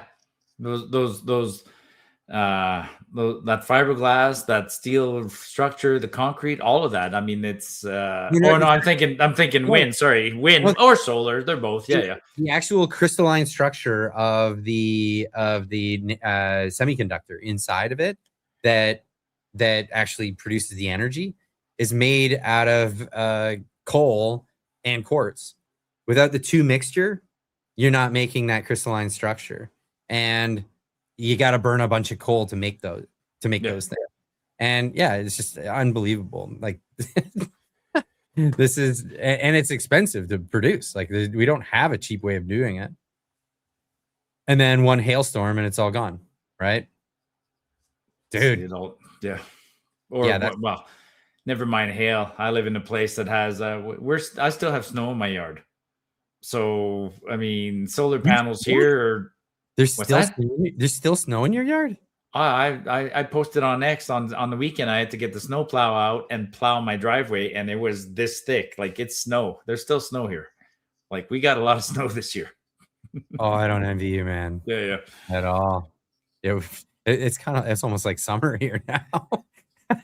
Yeah, if you build solar farms here, you have to account for the fact that there's no sun for half the year, and if there is sun some days, then there's snow on top of the panels or whatever. Like it's snowing where I am. Somebody wrote that. Yeah, in Edmonton, Edmonton's getting a snow warning for tomorrow. So yeah, it's still snowing in Alberta. Yeah, absolutely. Oh, crazy! Oh man, yeah, about that.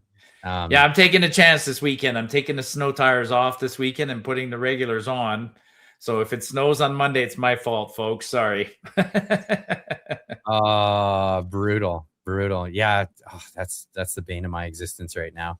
Changing snow tires over. Even mechanics have to do it unless you have like a bunch of, I'm at an indie shop, so you have to do them. It's a thing. All right. Just go with it for 10 says, could this be a psyop? What if Trudeau, Carney want Canada to break up? Perhaps Trump is involved and the US would love to have Alberta for its oil and LNG and EU for materials. Now, I don't buy that. And I've heard this brought forward a bunch. I've heard it from some other channels, that they think that Mark Carney and Donald Trump are in cahoots. I don't see it whatsoever. They're ideologically opposed. Absolutely. Donald Trump does not buy into Marxism. He doesn't buy into central authority, government structures, all of this stuff. They're diametrically opposed. We're looking at two separate ideologies in battle right now on a world scale. And Mark Carney is on one side. He's with the Davos elites. He's with the Xi Jinpings. He's with the central bankers in London. And we have Donald Trump, who's of a more classical style liberalism, I guess you would say, like in that sense, of like the founding fathers sort of, and pushed forward into the future. The Monroe Doctrine. He's definitely talked about that, which is very different. Andrew Jackson was very different, and I believe that's what's happening. We're seeing in real time a crazy world shift away from one financial system into something different, and I think Trump's side might win this, and at least I'm rooting for that side. I'm rooting for that side, and then I worry most days that we're on the wrong side. Trump's going to win, and Carney's putting us on the wrong side, which is brutal. Absolutely. Like it's completely brutal. Like, yeah, I mean that's a good question to ask people. Who do you think is going to win, China or the U.S. or Russia on an economic stage? And most people still say the U.S. is like, so then why the hell aren't we aligning ourselves with the U.S.? Like, right? Yeah, I know. I just don't know. I do not see China winning this. I don't see Europe. Europe is in shambles right now. It's pretty rough. I mean, China has a chance of winning it. China's pretty, I got to admit, I've been impressed with China in the last 20 years. I mean, they. Oh, I don't want to belittle them. No, their manufacturing capacity is absolutely fantastic. And like we're talking actual skilled labor, but the problem is they have some issues. They have the geographical issue, so their geography just does not work out for them. They're limited to one sea that's blocked by a lot of other countries, rival countries at that. So they have issues there. They don't have a lot of energy and they don't have a lot of resources at their disposal. Yeah. North they America, on the other hand, is totally on the other side. They could make good relations with Russia, but I don't ever see that happening. I see Russia being as an opportunist in this whole endeavor, and Russia will align itself with Europe if it's beneficial for them at that time. It'll align itself with America if it's beneficial for them at that time, or with China if it's beneficial. But they're not going to give the keys to the Cadillac away. You know what I mean? Like, I just don't see that happening. And I see with America securing the Strait of Hormuz, the Venezuela, eventually Canada, it's unstoppable. I just don't see I don't see China like failing and becoming, abject poverty. No, not at all. I think China will do quite well, but not as the superpower of the world. I just don't see that. No, they don't have the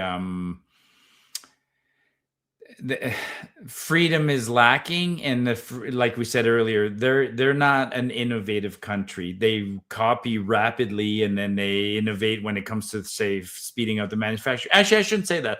I've seen some documentaries on their factories where they do EVs and stuff like that. But at their core, the most innovative country on this planet is the Americans. It's just in the American DNA. It's just in the American DNA. It is. I mean, the Japanese are pretty good at innovating. So are the Koreans. But yeah, we'll probably get some comments here, but I would dare say right now that's probably the Achilles tendon of the Chinese, is that they're not that innovative. But boy, they're a force once they're on target. Whew, I mean, there's a billion of them, right? Like, their top 1% is more than our entire population when you think about it. That's overstated. I've seen interviews with people who are what would you call that? Field demographers. Like, they figure out demographics and all of that stuff. And they were trying to estimate where the Chinese population's at. And they were saying probably more in the ballpark of 400 to 500 million people. And the population? Yes. And it's because of, if you actually look at the how many people were there after Mao's revolution. So they had good counts of a decent enough counts, and then you extrapolate to get to a billion, how many children would each childbearing woman have to have, and the number was like 7 for each one in that time period. And I need to get one of those services too right now. No, it's just a water. It's not a beer. It's just a carbonated water. But so, because not only they had the one-child policy, but then women were not having 7 kids.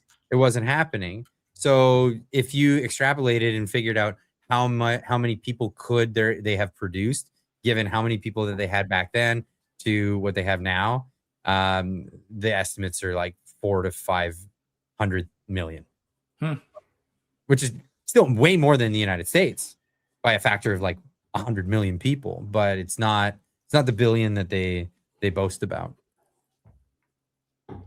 Okay. Interesting enough. Let's get into this. That was the PSYOP question. Chris Haroon, I think is how you say that, for 5. Thank you so much. He says, I'll ask what happens to the cities once the old stock Canadians leave for smaller towns. That's not happening. It's the other way around. I mean, the small towns are becoming ghost towns and everybody's moving into the big cities. It's happening in not enough to be noticeable. There's definitely a lot of ghost towns. Like, look at Ontario. Look at all those towns. Like, what's the one no, I don't think that's happening. Well, the one that what was it? Brampton became the first one where what previously was an ethnic minority is now the majority in the town. The Indians are now a majority. That's a non-reversible. I mean, your comment on China is interesting, and I can see that there's some value, there's some truth to that, because definitely in Canada here, the population is going down. Like, it instantly happened. It was crazy how fast it happened. The moment we stopped immigration or slowed it down, our population went down. Our natural growth in Canada is we're not. We're declining because we have more deaths than we have births, and our fertility rate among women is 1.2, and it's irreversible now at this point. Like we'd have to do something miraculously. Women would have to start having 3 or 4 kids each to start growing again. So we went like this, and we're on our way down. And without immigration, and even with immigration, the whole makeup of Canada in 2075 will be completely different than it is today. Completely different. So my hypothesis on this is I believe that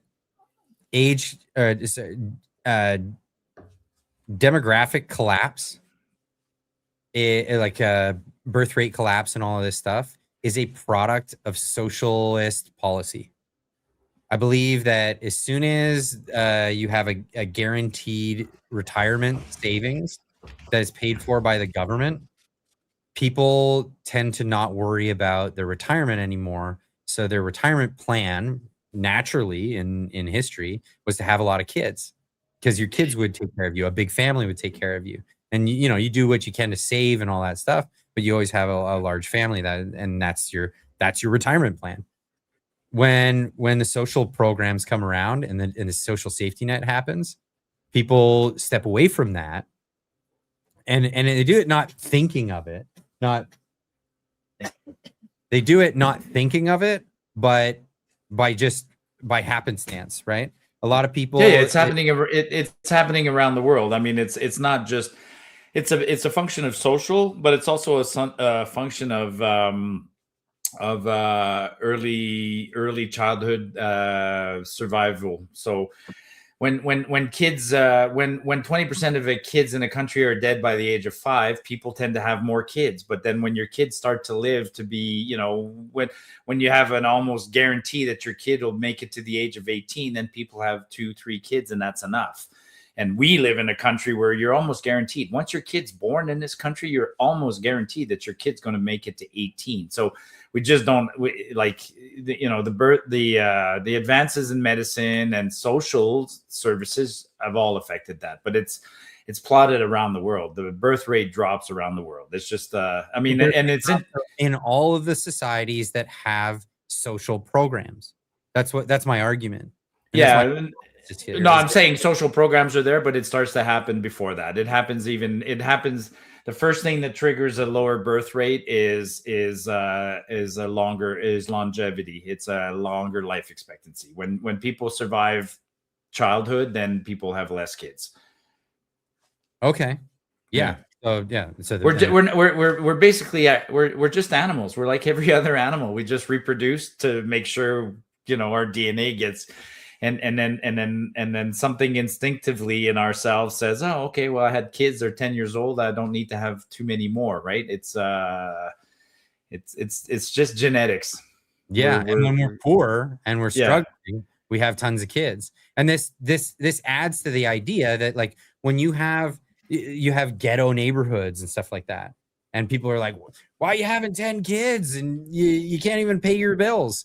It's actually just an innate characteristic of humanity that they just have lots of kids at that point. When you're not doing well financially, you have tons of kids.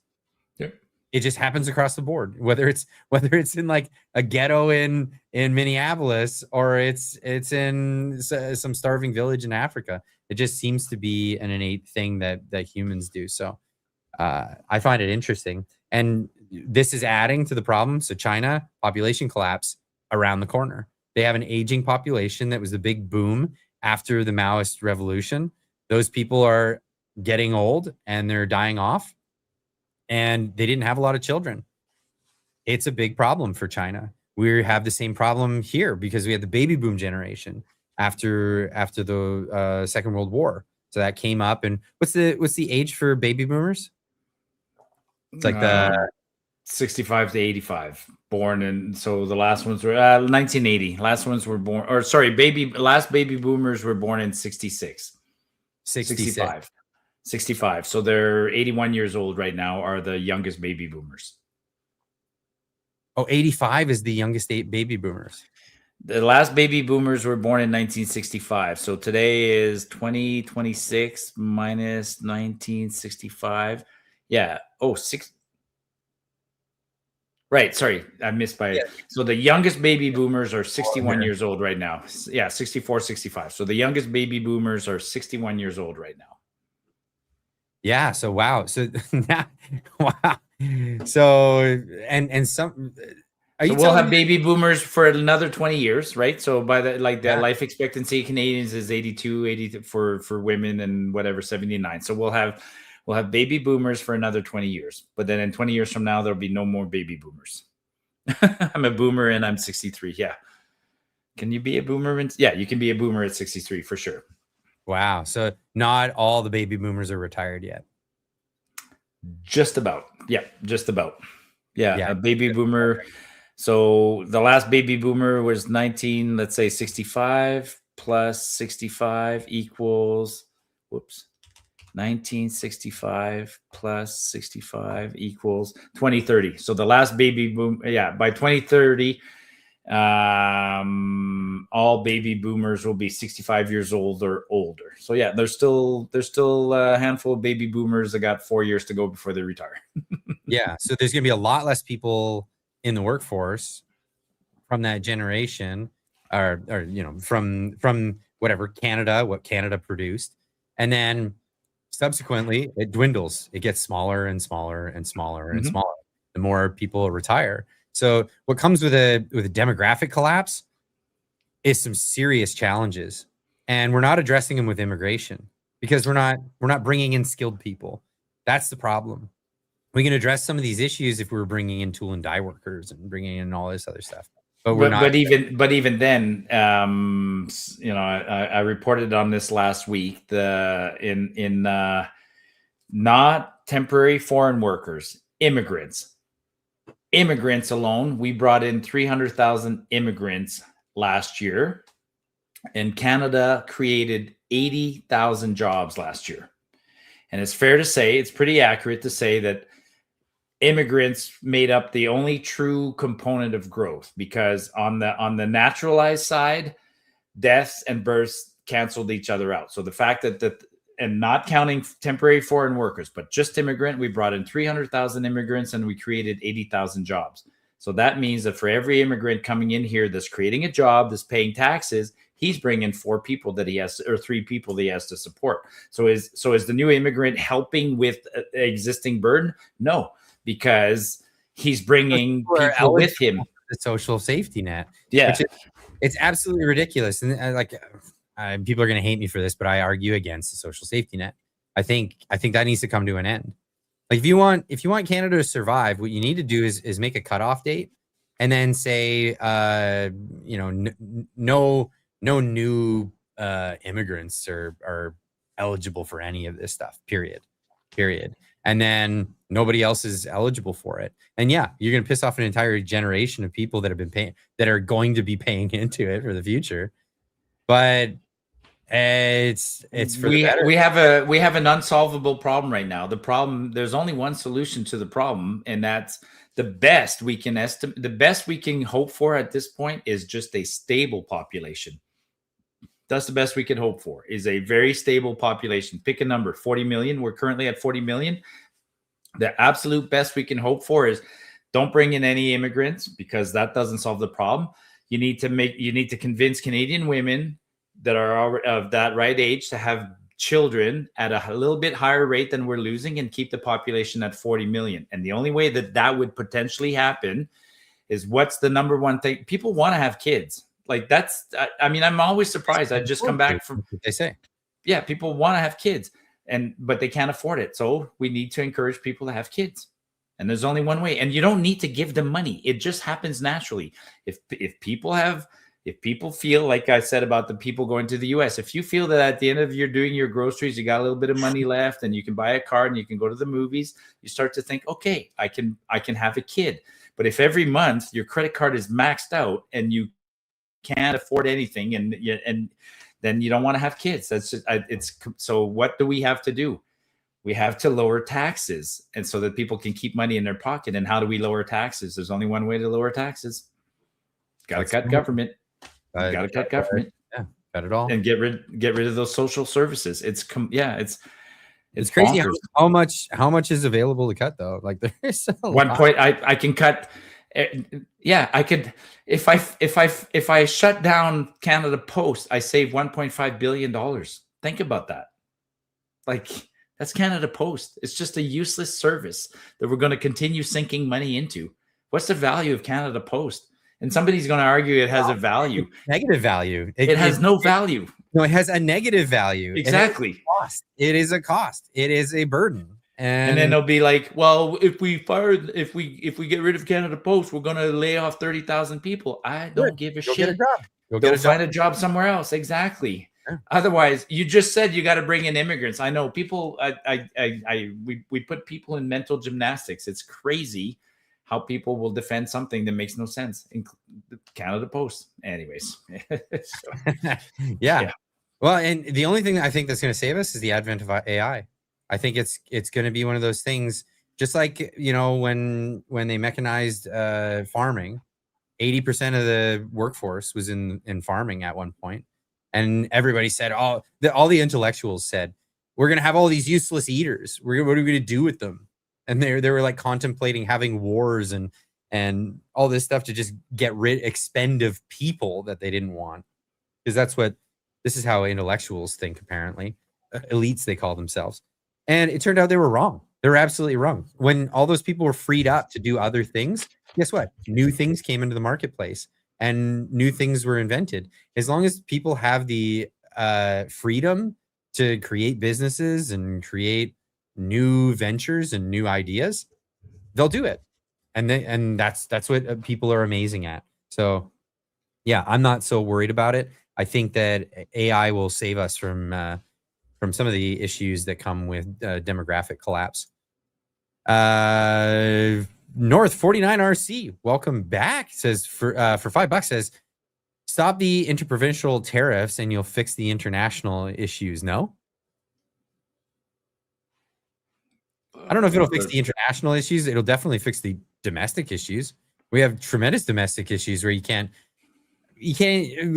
sell BC wine and alcohol. Yeah, but I mean, those are sadly those are peanuts. The amount of trade we do interprovincially compared to the amount of trade, like we are not a self-sustaining nation, right? I mean, internally, Alberta sends a bit of stuff to Ontario. Ontario sends a bit of stuff to Alberta, but excuse me, our trade is down south and across. Like it's yeah, definitely. That's fair. You talking too much for two, says Kenna Dunning-Kruger. Yeah, the Dunning and Kruger effect actually absolutely can be described here. Granite Man 62 for $10 says Canada is incapable to export anything outside borders. These so-called new trade deals mean nothing. It's all bullshit. Our ports are outdated. Stupid Canadians believe Carney shit. 1929 coming to Canada. I'm guessing 1929 is the advent of the Great Depression. Yeah. I mean, Carney wants he's bragging about up again. You know, we're going to we're going to build a port in Churchill, Manitoba. Like, you know, 400 years into our history, there's no port in Churchill. Why do you think that is, folks? Because you don't need one. You don't need one. Yeah, but we're going to go. It's the old argument. If we build the infrastructure, they will come. No. If there was something valuable, there's roads. Everything worth seeing has a road to it. Like I've heard that before. People go, "Oh, this is so beautiful. I bet you if we built a road here, people would come to see this." No, they won't. If it was beautiful, they would have gone. There'd already be a road there because people would have discovered it. Everything beautiful ever. So yeah, same thing. The port of Churchill is no different than the rocket launch facility in Canso. Like we're going to launch rockets. And I would absolutely agree with the sentiment that the Austrian economists, they often mention the Great Depression and how actually only I think it was like 8 years before they had another crash. There was another crash. And it happened and it bounced right back. The Roaring 20s kept going on and everybody was fine. It was only after the crash of 29 when the government stepped in and they felt that they were obligated to take on infrastructure projects and all these other things, like what Carney's doing right now. The federal government in the United States stepped in and said, we're going to do all these things. They did some ridiculous stuff, right? Because there was a deflationary pressure because people weren't buying stuff because they couldn't. They told farmers to till over their fields. They told cattle ranchers and pig farmers and stuff, dig big pits and cull your animals and just bury them. Like they did this when people were starving in a idea that if the price of food went up, the farmers would do better. And then like these are bad economic ideas that come about from central authorities. This is what we need to get away from. We need to get away from central planning, central authority, and go back to actual market economies where each individual entrepreneur makes their own decisions, whether you like it or you don't. They can make mistakes if they want to too, and they'll lose out big too. And this is what weeds out the wheat from the chaff, is having good entrepreneurs. The ones that make bad decisions should lose out.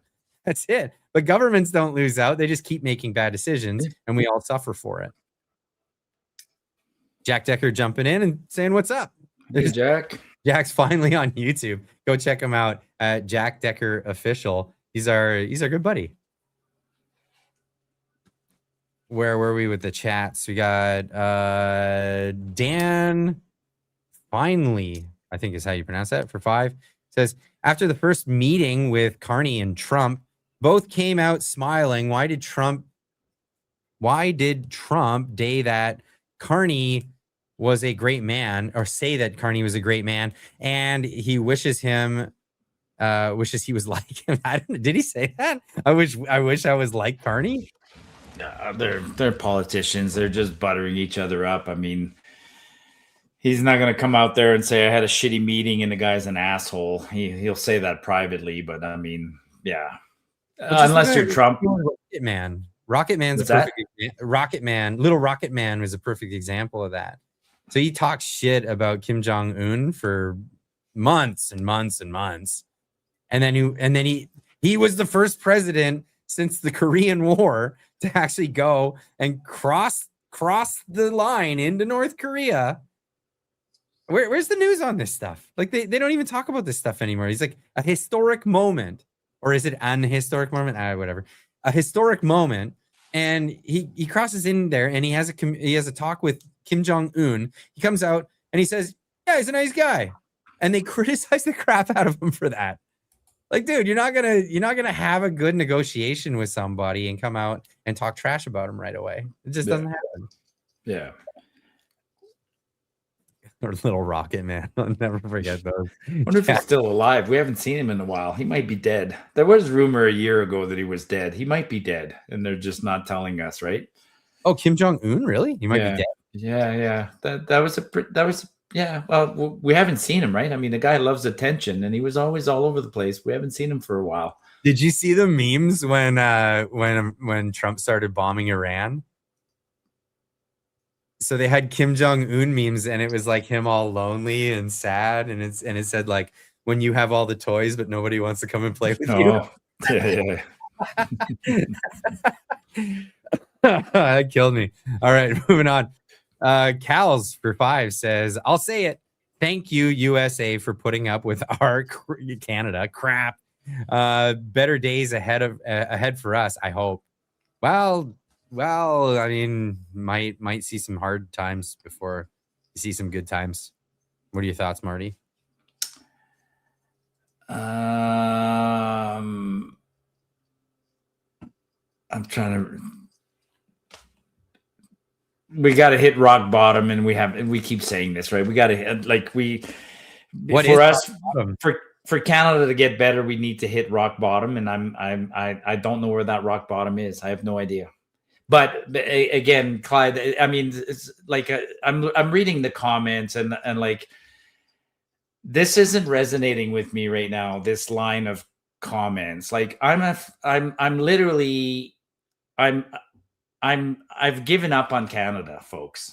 I've given up on Canada. Like this line of this chat tonight doesn't work for me. I don't want to do this anymore. Like, I don't want to talk about Canada. I really don't give a fuck about Canada. Like, I think we're stretching it. I'm trying to stay engaged here, but I really don't give a fuck about Canada anymore.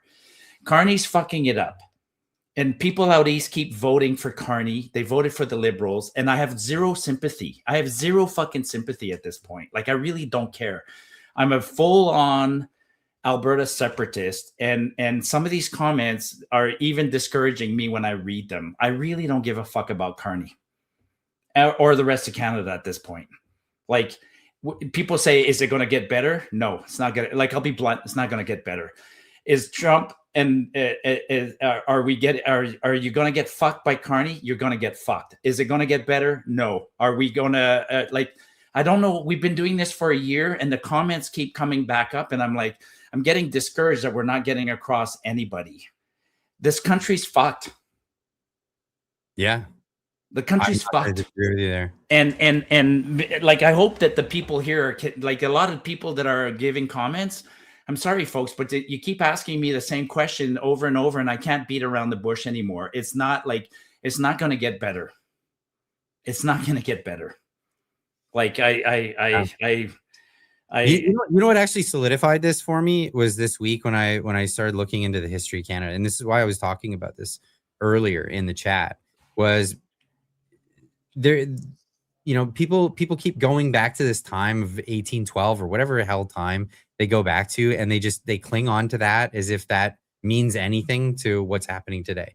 Yeah. It really means nothing to what's happening today. And if you want to stick your head in the sand and you want to think, well, we could get back to these days of, Isaac Brock or whatever the hell thing. And no, it's not coming back to that. We're going to get ourselves in a worse situation the more we engage with that. And the only thing that's going to actually make anything better is to come to grips with the reality of the situation. The world is changing. The world's moving on. And Canada is probably not going to be a part of that equation. What Canada, obviously the geography is still going to be there, but what governs it and who lives and occupies that zone might change dramatically in the next little while.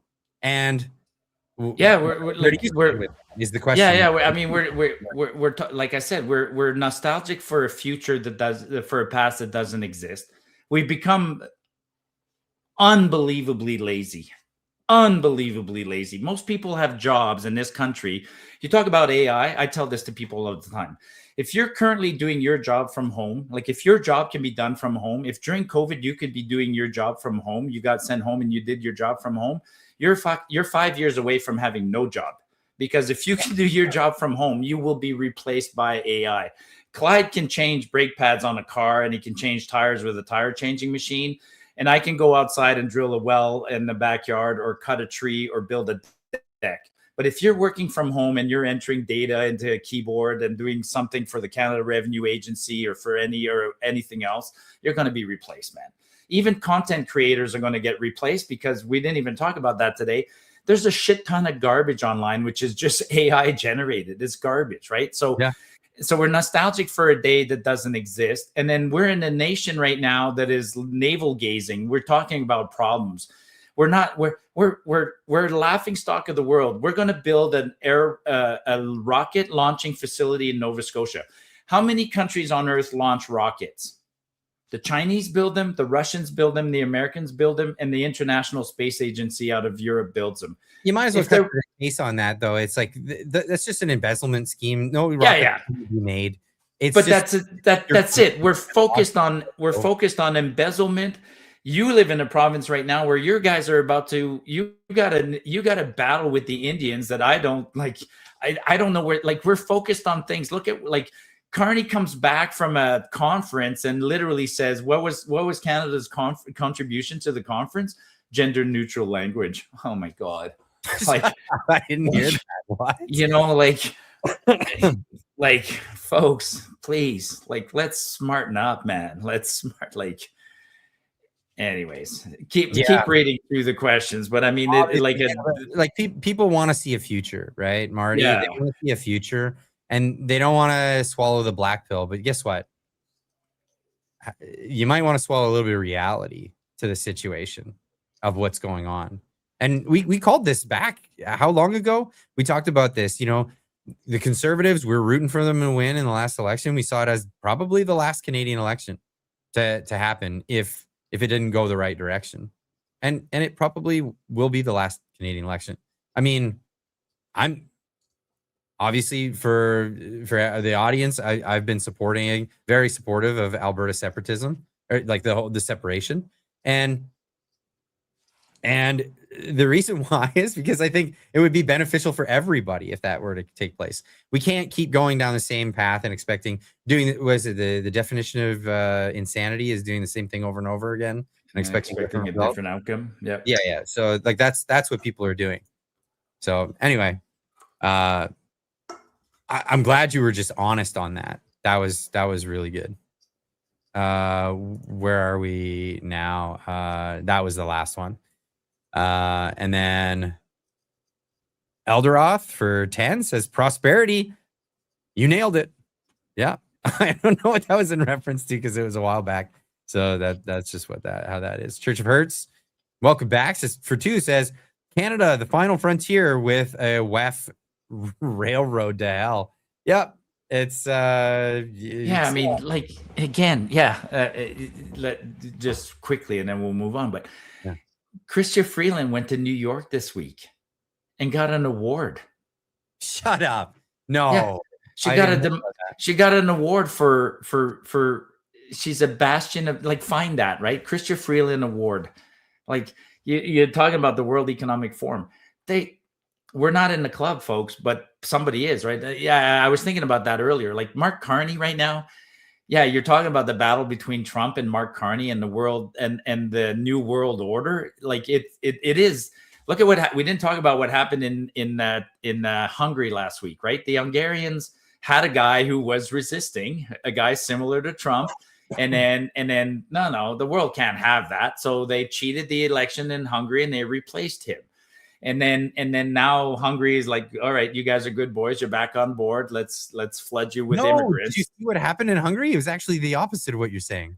The guy in Hungary, he came in and his party was not on board with Orban.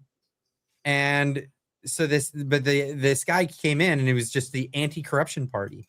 He jumped in and he just said everything was just anti-corruption. And he wants to basically dismantle the government. Well, had him on for an interview, and this is something else. They had him on for an interview on the state broadcaster, and while he was talking with the person, he stayed really calm, and he was just like, and he said something along the lines of, "Yeah, I know you're going to want to spin your propaganda and everything, but I want you to know that get ready to pack up because I'm going to be closing this entire operation down." Well, then he surprised the world. If he did that, then he came in with the world's best hidden agenda, because the day after the election, man, everybody was lining up. Carney, Trudeau, everybody. They're like, oh, well, basically welcome to the club. But find that you didn't find did you find the Freeland clip? Freeland in on. There's a clip of her talking. Not a clip, but just show the highlight, right? Like, what's the name of the award she got? Like, she gets the.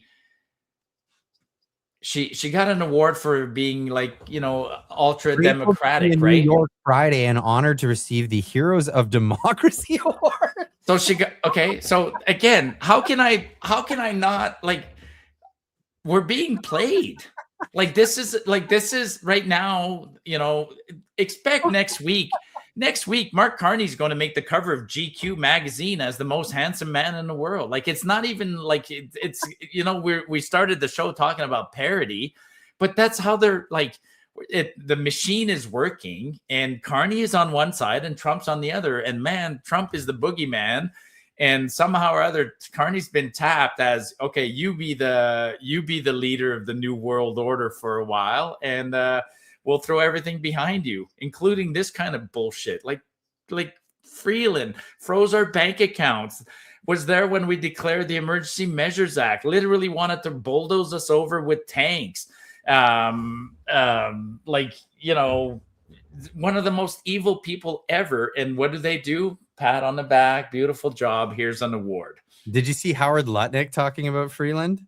No. I hope this is the right clip, but this was him after saying that Canada is just stupid when it came to. Or he said, I can't remember what he said. Just like they're idiots or something along those lines. Bad industrial policy. It harmed America. President Trump is going to fix it. He's bringing it back. You're going to see it get brought back. And I think it needs to be reimagined and needs to be readdressed. There's plenty of good in it, but there's a huge amount of bad in it and needs to be reconsidered for the benefit of America. The former top Canadian trade negotiator said the other day that time is not. Krista Friedland is like the worst. Bad industrial policy. I need that. So, yeah, that's Howard Lutnick as he was talking about the upcoming trade negotiations for the USMCA. Like, Canada is screwed. This is why I put this in the title. Canada is screwed. Like the worst negotiations, negotiators possible. Like, no, they're not bringing anything good to the table, and it's literally ridiculous. It's literally ridiculous. I've got another clip here. I don't know if you've seen this clip. Let me switch screens and get it so it's the right size. So this is Dominic LeBlanc talking about wanting the USMCA to stay in place. Listen to this. This is just crazy. To be blunt with Canadians who are watching tonight, does your government want CUSMA to stay in place? Absolutely. So then why are you calling those close economic ties a weakness? They are what form CUSMA.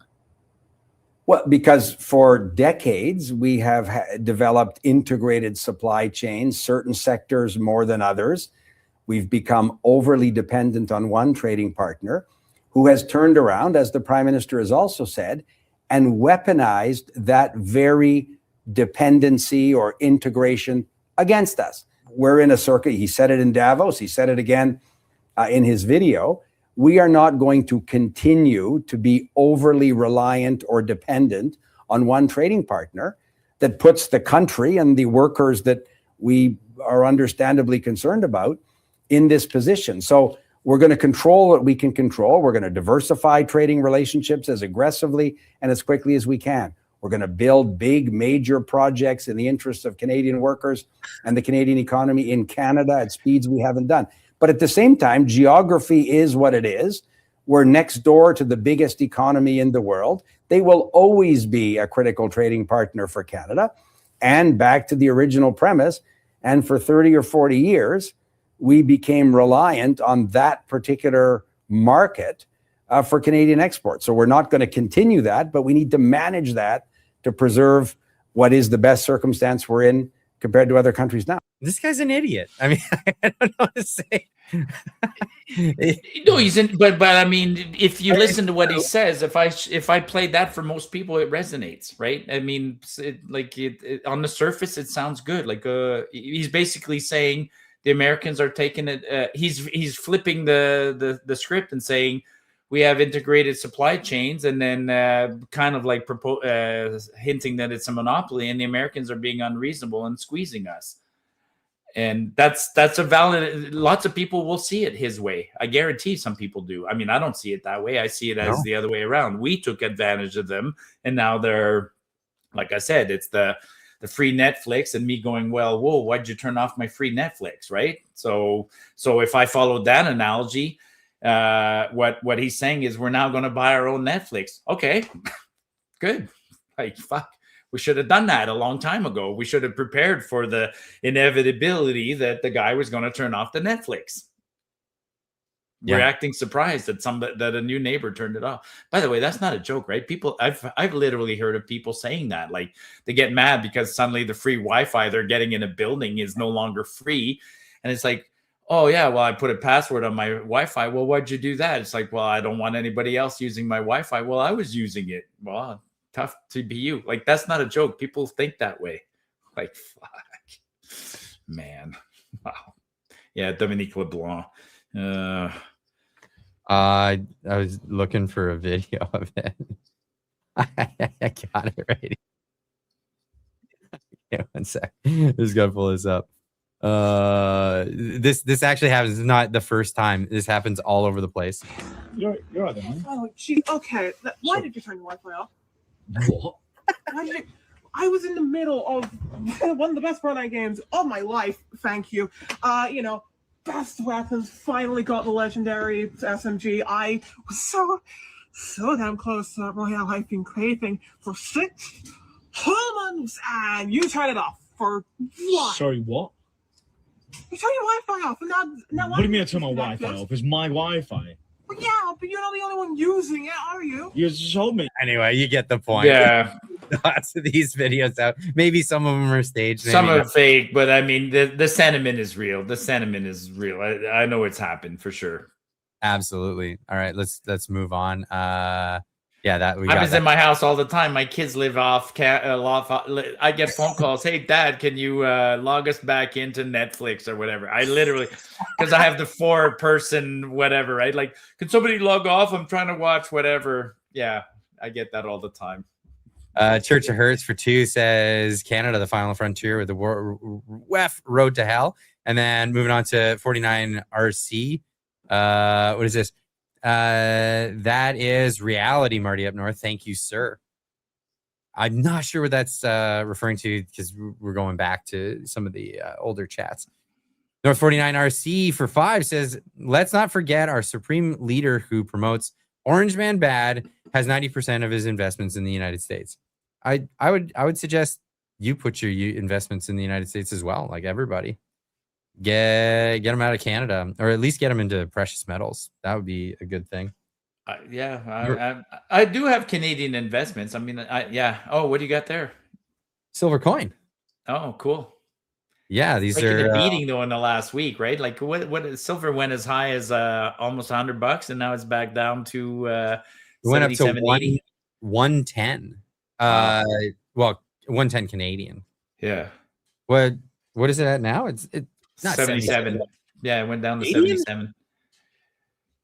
Maybe US, but I saw it on the news the other day. 77.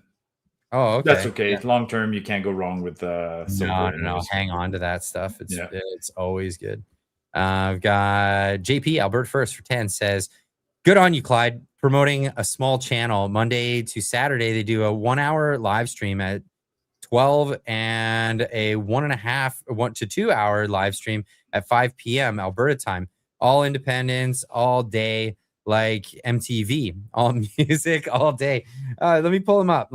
Just so I can show everybody what channel I'm talking about because they're fantastic. And the guy, Nat and the guy. Head on over, check them out. They're absolutely great. Yeah, of course. I like to promote other channels. It's just what I do. I want to build people up. And again, I'm not a crabs in the bucket kind of person, but we've run into a few. Over time where they're the crabs in that bucket. But these guys are fantastic. They live down in Mexico. Go check it out. There's just over an hour video with Marty up north here. We got some other people that they've had interviews with as well. And mine will be coming out soon. So I think they're just editing that down. I did that last week. They're fantastic people. They're really nice. So go check them out at Nat and the guy. It's at Nat and the guy on YouTube. Absolutely. Big shout outs to anybody who's doing positive stuff. I just really like it. I absolutely really like it. Richard Hughes for $6.99 says, Marty, in your opinion, why don't people take up arms and revolt? Why we are too comfy? No will? What would it take? We know we're getting screwed. We're way too, dude. We got okay, just as an example, we got 7,000 people signed up to be canvassers in Alberta, which I thought, okay, that's a pretty cool thing. People are going to get off their ass and they're going to go collect signatures. And then I start to try and mobilize people. I go out of my way to set up the tables, get the flags, and I create lists and I'd say, hey, Larry, all you need to do is come up on this date and you can help out. They showed up for one day, a second day, and then it's too much work. And then all of a sudden they're gone and we're on our own. People are comfortable beyond imagination and they do not get off their ass. The good thing of that is that, which is what I tell my kids, is that in this country, you have to work hard to get ahead, but luckily you will get ahead of everybody else because nobody else works hard. I'm going to be critical about this, and people get mad when I say this, but Canadians are very easy to compete against because they don't work very hard. And so they're not gonna take up arms. That's not in our DNA. They're not gonna take up arms. No. They're easy to compete against, but there's limited supply of places to compete. This is why a lot of people end up moving south, because, like, for one, the pay would be better, the benefits would be better because you're paying less taxes and all of that stuff, but there's more available. Like, there's much more available. It's a smaller pool of choices in Canada, and most people like in the US, if it was a small pool of choices, what's that an indicator of? I should create a company and I'll be one of those choices. I'll be one of those in that pool. But no, the regulatory burden in Canada is just so over the top. It's crazy. People aren't building new businesses. So yeah, you're right. They're not going to take up arms. They're not going to fight against the government. What Canadians are going to do, they're going to do is, and I get this sentiment all the time because I've been encouraging people, if you've decided you want to leave Canada, hit me up. Let's talk. I have friends with the bridge. They'll help you out. We'll get things going for you. But I get messages all the time. Canada is shit. Clyde, I'm thinking of moving to the States, but I'm gonna wait until Alberta makes up their mind. And that's it. And they're not gonna go to Alberta and help with the referendum. They're not doing that because they don't want to make the move twice if it doesn't happen. That's their hedge. So that's the sentiment that I'm getting. And believe me, if Alberta doesn't separate, there is a lot of people in Alberta that'll be separating themselves from Canada. That's just what's. I'm actually impressed at how many people have put their money where their mouth is. I've had lots of people come sign the petition signature and show me their driver's license is still a piece of paper, and I'm like, wow, when did you guys get here? They're like, we just moved here last week. I'm like, good on you. So there are people that do it. There are people who but they're far and few between. Yeah, look, I mean, we had MPs cross. We had an MP cross the floor last week, and everybody was mad. But how long were they mad for? About one day, and then there's going to be a vote in that riding next month, and they're going to vote for whoever. The things will go back to normal. This actually infuriated me so much. I got to show you the clip. Sorry to make you infuriated another time today, but this one drove me absolutely nuts. So this is Rosemary Barton talking to Andrew Scheer, and just listen to the indignant sort of way she addresses the fact that there's a liberal majority now, and I don't care the way it happened. I understand that you don't want this change to happen, but it does, and I say this with respect, it does sound a little bit like you're in denial that the majority has happened. And I understand you don't like the way it's happened, but this is where we are right now. I understand that. It's such a passive piece of shit way of addressing his grievance. And I wrote that. I said, I still think that ballots are preferable to bullets, but I can see why they're in such a hurry to take away everyone's guns. Democracy isn't dead democracy isn't just dead in Canada. This Karen just read its eulogy. It's like where I'm at. How can you be so indignant with somebody who's concerned about representation in Canada? It's freaking nuts. Well, that's what did Trudeau say? Headlines like that don't come cheap. $1.6 billion for the CBC. Nailed it. Why? Thank you so much for the $5 super chat. He says the battle for Western civilization is about identity, not reality. So why do we keep playing their game? What's the future for Polyev? I'm trying to figure out the identity, not reality thing. But what do you think the future for Polyev? I don't think Polyev has much of a future. I'm throwing that one out there. I think we're 3 years away from an election. I mean, it's I don't think he'll be at the helm for the next election. But then neither will Carney. I think Carney I think truly is only in for one term. I don't think he's a career politician. He's gonna do something that he has to do, and then he's off. He's got way more money to make somewhere else. No, I don't. Yeah, Polyev had his chance, and he screwed the pooch. I mean, that's what it was. SOL, man. No better luck next time. That was your only chance, and so unfortunate because he could have took it, but he chose not to. It's that what's that saying when people like they're afraid of winning, so they don't take their risks, and then when they lose, they're disappointed, but they're not disappointed in themselves because that's what where the disappointment should be. Trish Brew, welcome back. The 279 super chat says Trump letting Carney tank economy to make US 51st. Yeah, I don't think that's his intention, but that might be the result. That might be what you get. That's not what he says in his book, right? I mean, I'm still going back to his book. So right now, Carney's following the plan that he laid out in his book. Canada is an experiment. Canada's a testing ground for a big experiment that involves the World Economic Forum and Davos and the UN and other places. It is a testing ground because it's an easy place to test a theory and test an idea. Can we easily take over a country and create a true post-national state and do something? And that's what it looks like they're doing.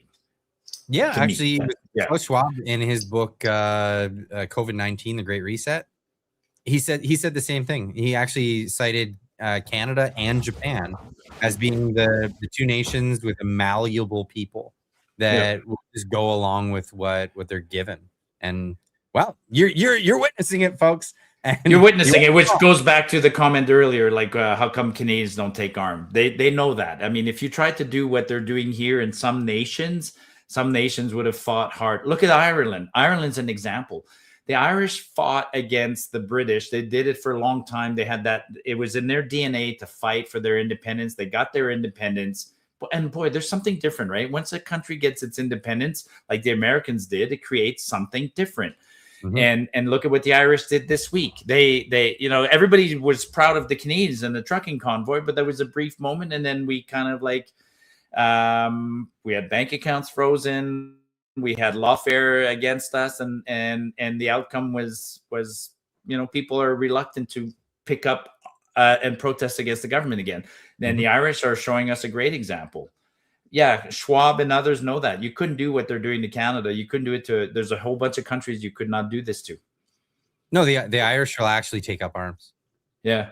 They have many times against the crown, and I think the Irish will, and the Americans would too. Oh, in a heartbeat. Can you imagine? It's in their constitution to do that.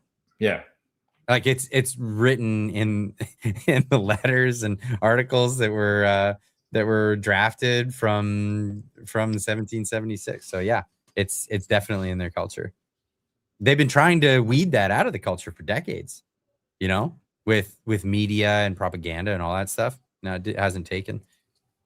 Jeff Menard for 150 Mexican pesos. I don't know how much that actually is. I think that's around the $10 mark because it's it's yellow.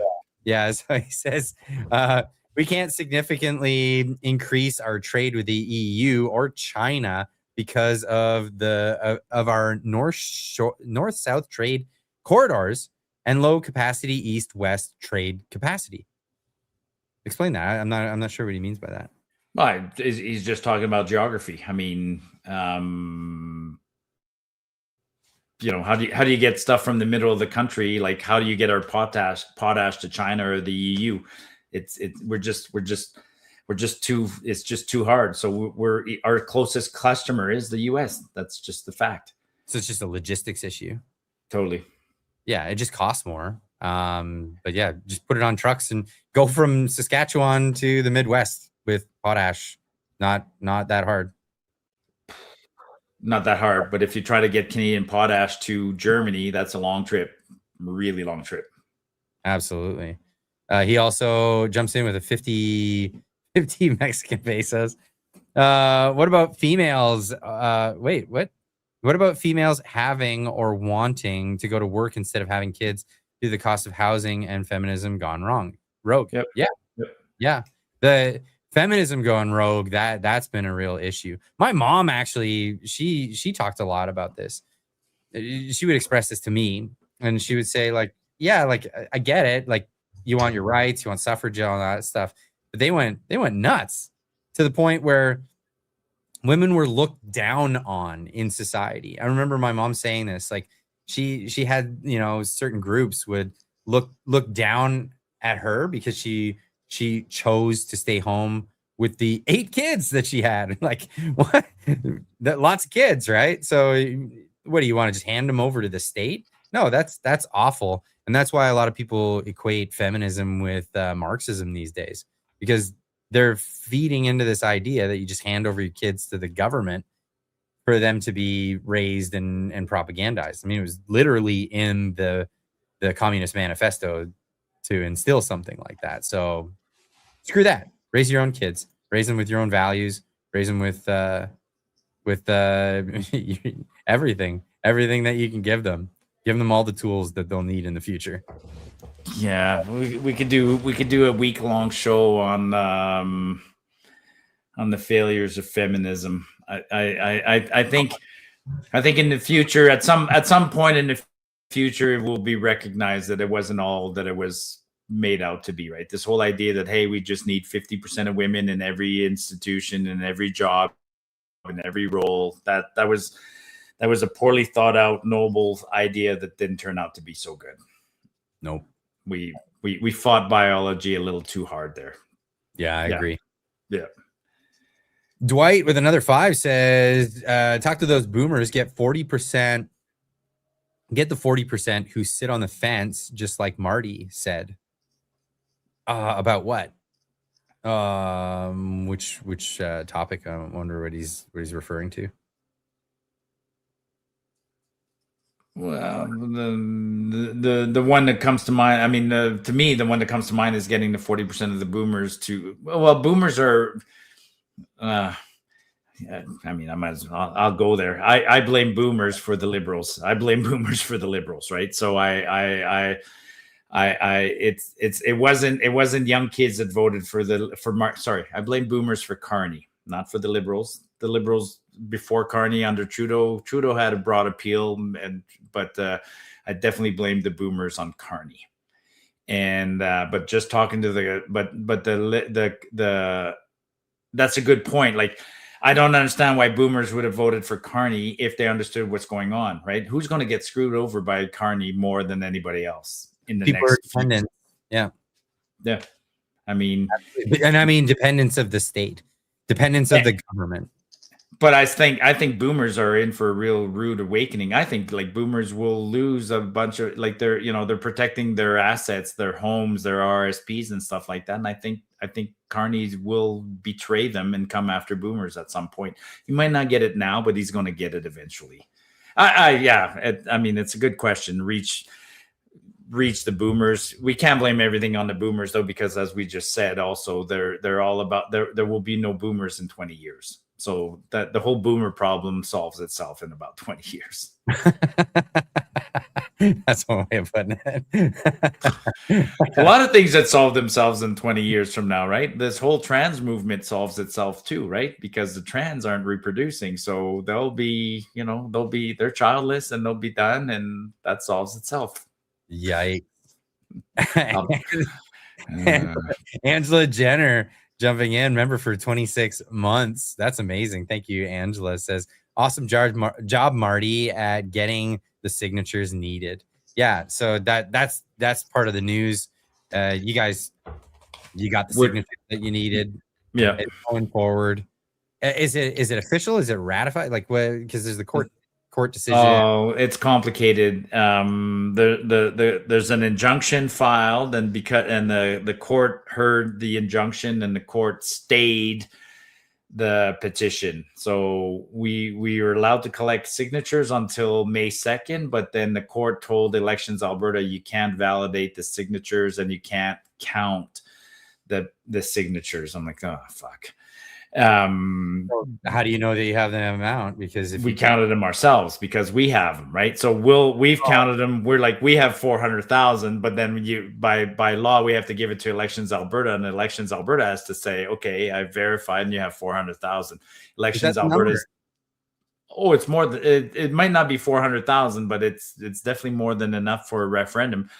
We'll talk more about this probably after tomorrow. There's a press release tomorrow at 11:45. And Danielle Smith has put the media on notice. She's doing a press conference at 11:45, and the topic is fall referendum. So I don't know what she's going to say, but there's a sneaking suspicion that she's going to just get in front of the courts and say, you guys this is too complicated. We don't need the courts to adjudicate. The people have spoken. Like, the courts are literally, we have the court saying you guys can't do a petition. And it's like, no. Like, you can this do is anything. This is an example where we're literally the premier of the province, the number one lawmaker, not the courts, the lawmaker has to step in and say, no, the people want a referendum. I got 400,000 signatures. I don't care. Like, can you imagine? I still can't wrap my head around that a court in this country is on the verge of saying that I'm not allowed to collect signatures. Like, it's the most bizarre thing ever. Yeah, they're getting pretty dirty. And expect them to get dirtier, Marty, because it's coming along, and they don't want to lose their moneymaker. They don't. No, and then there's people. They're literally, you hear people all the time who don't understand that the court that if the court says something, that the law, if the court says this is illegal, the lawmakers on the other side can go, okay, well, we'll solve the problem then, and then we'll change the law. And some people are upset that Danielle Smith is changing the laws after the courts find something illegal, and it's weird how much trust and how much people want to just, if the court says you went 120 kilometers an hour and the speed limit's 100, so you broke the law. Well, then the government comes around and says, fine, then the law is 120 kilometers an hour and nobody broke the law. People go, you can't do that. Yes, you can. That's how our country works. Mm-hmm. So if the court somehow or other finds a reason why I can't collect signatures, Danielle Smith is in her right to say, okay, well, I'll adjust the law to make it legal to collect signatures. But we have a huge segment of our population that now relies on the courts. They don't want politicians to make laws, or I don't know. I don't even know how to explain it. Yeah, because they're not their politicians. That's why. That's why it is. Yeah, that's what it is. Now, I would assume that there's going to be some real pushback from England. I mean, the King of England owns Alberta in a sense, right? Like,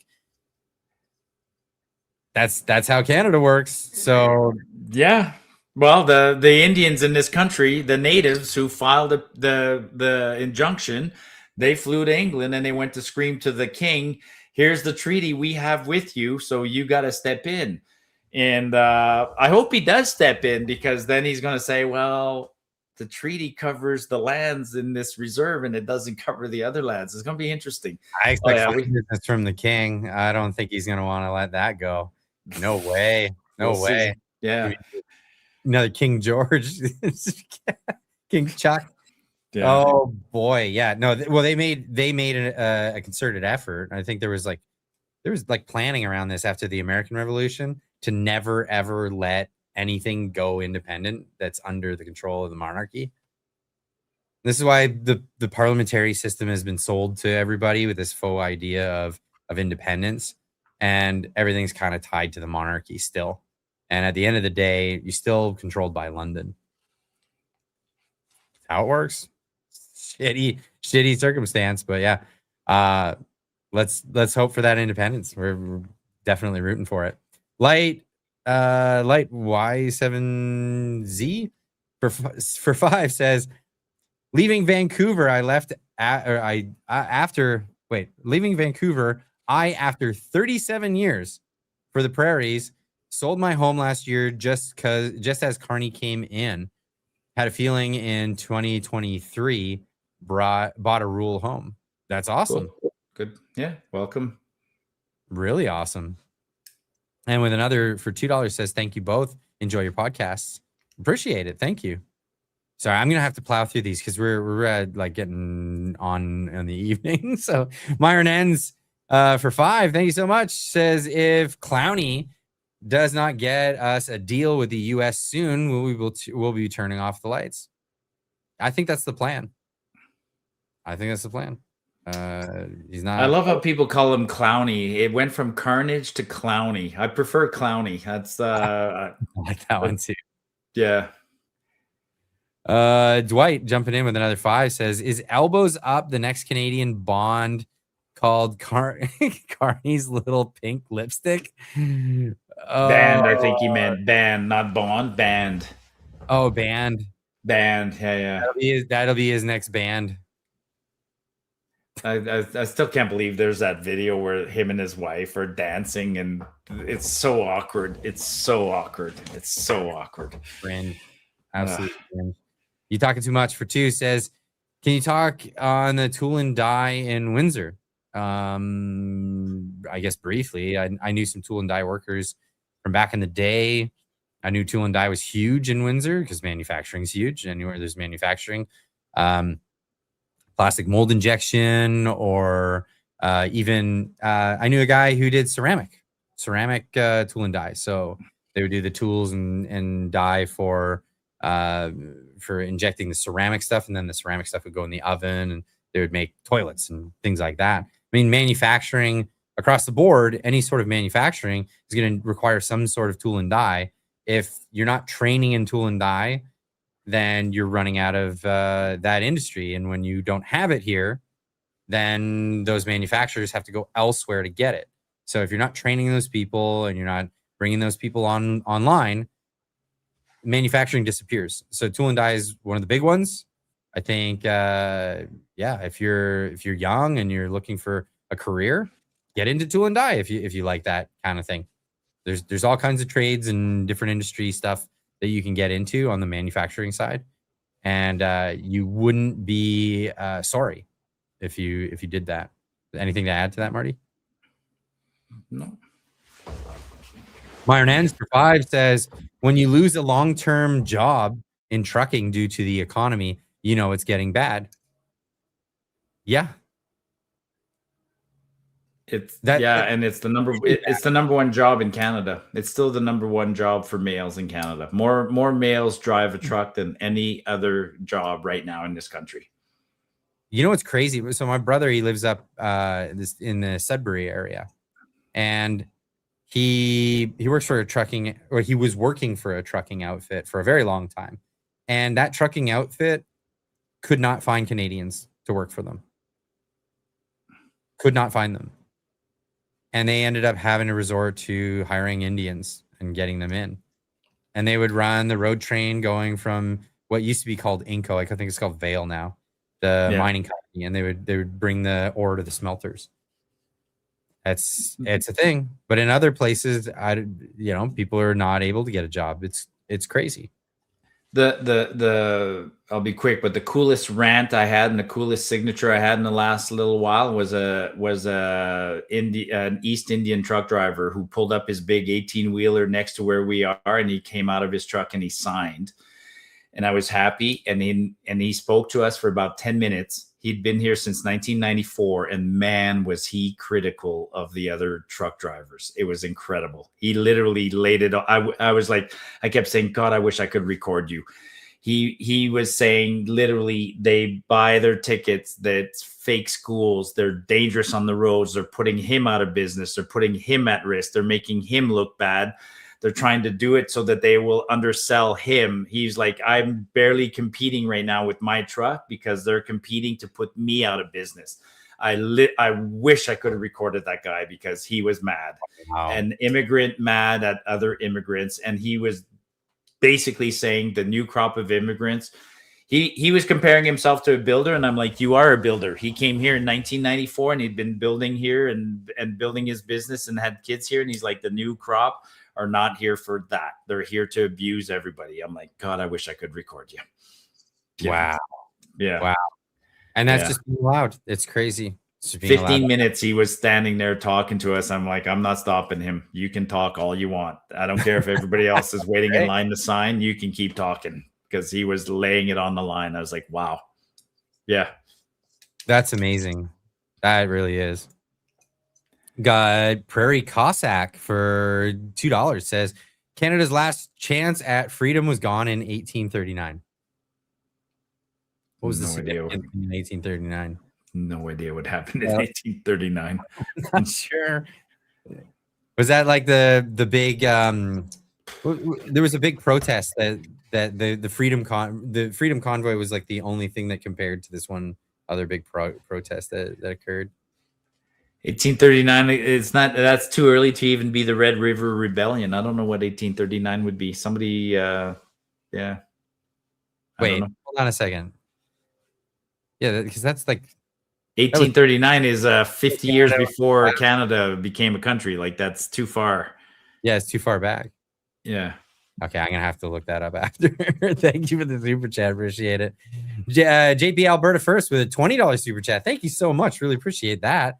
Says Marty, I totally agree with your stance on Canada. I'm completely sick of hearing how us leaving will be the thing that fixes Canada. I don't give an F either. I hope they reap everything they sowed. Yeah. Kind of got to look at it that way. It's an unfortunate sentiment, but it's become that way. I mean, we have lots of people that say that if you guys leave, it's the final nail in the coffin, and it's going to wreck the rest of Canada. I'm like, yeah, but you should have thought of that. You should have thought of that before you made it so bad that I want to go. Yeah. Like it's FAFO, and you're in the find out phase, and now you're like, oh shit. Like it's really shitty. Absolutely.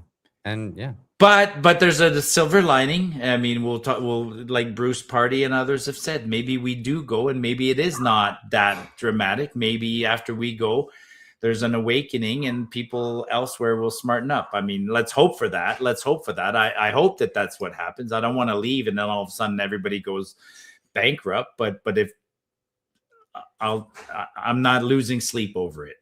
It's not going to stop me. Yeah. So again, as someone who's going to be living far, far away at that point, I'm looking forward to that stuff happening, because what happens when there's a big economic crash or whatever, it resets the economy, and then real viable businesses become the ones that actually excel out of that.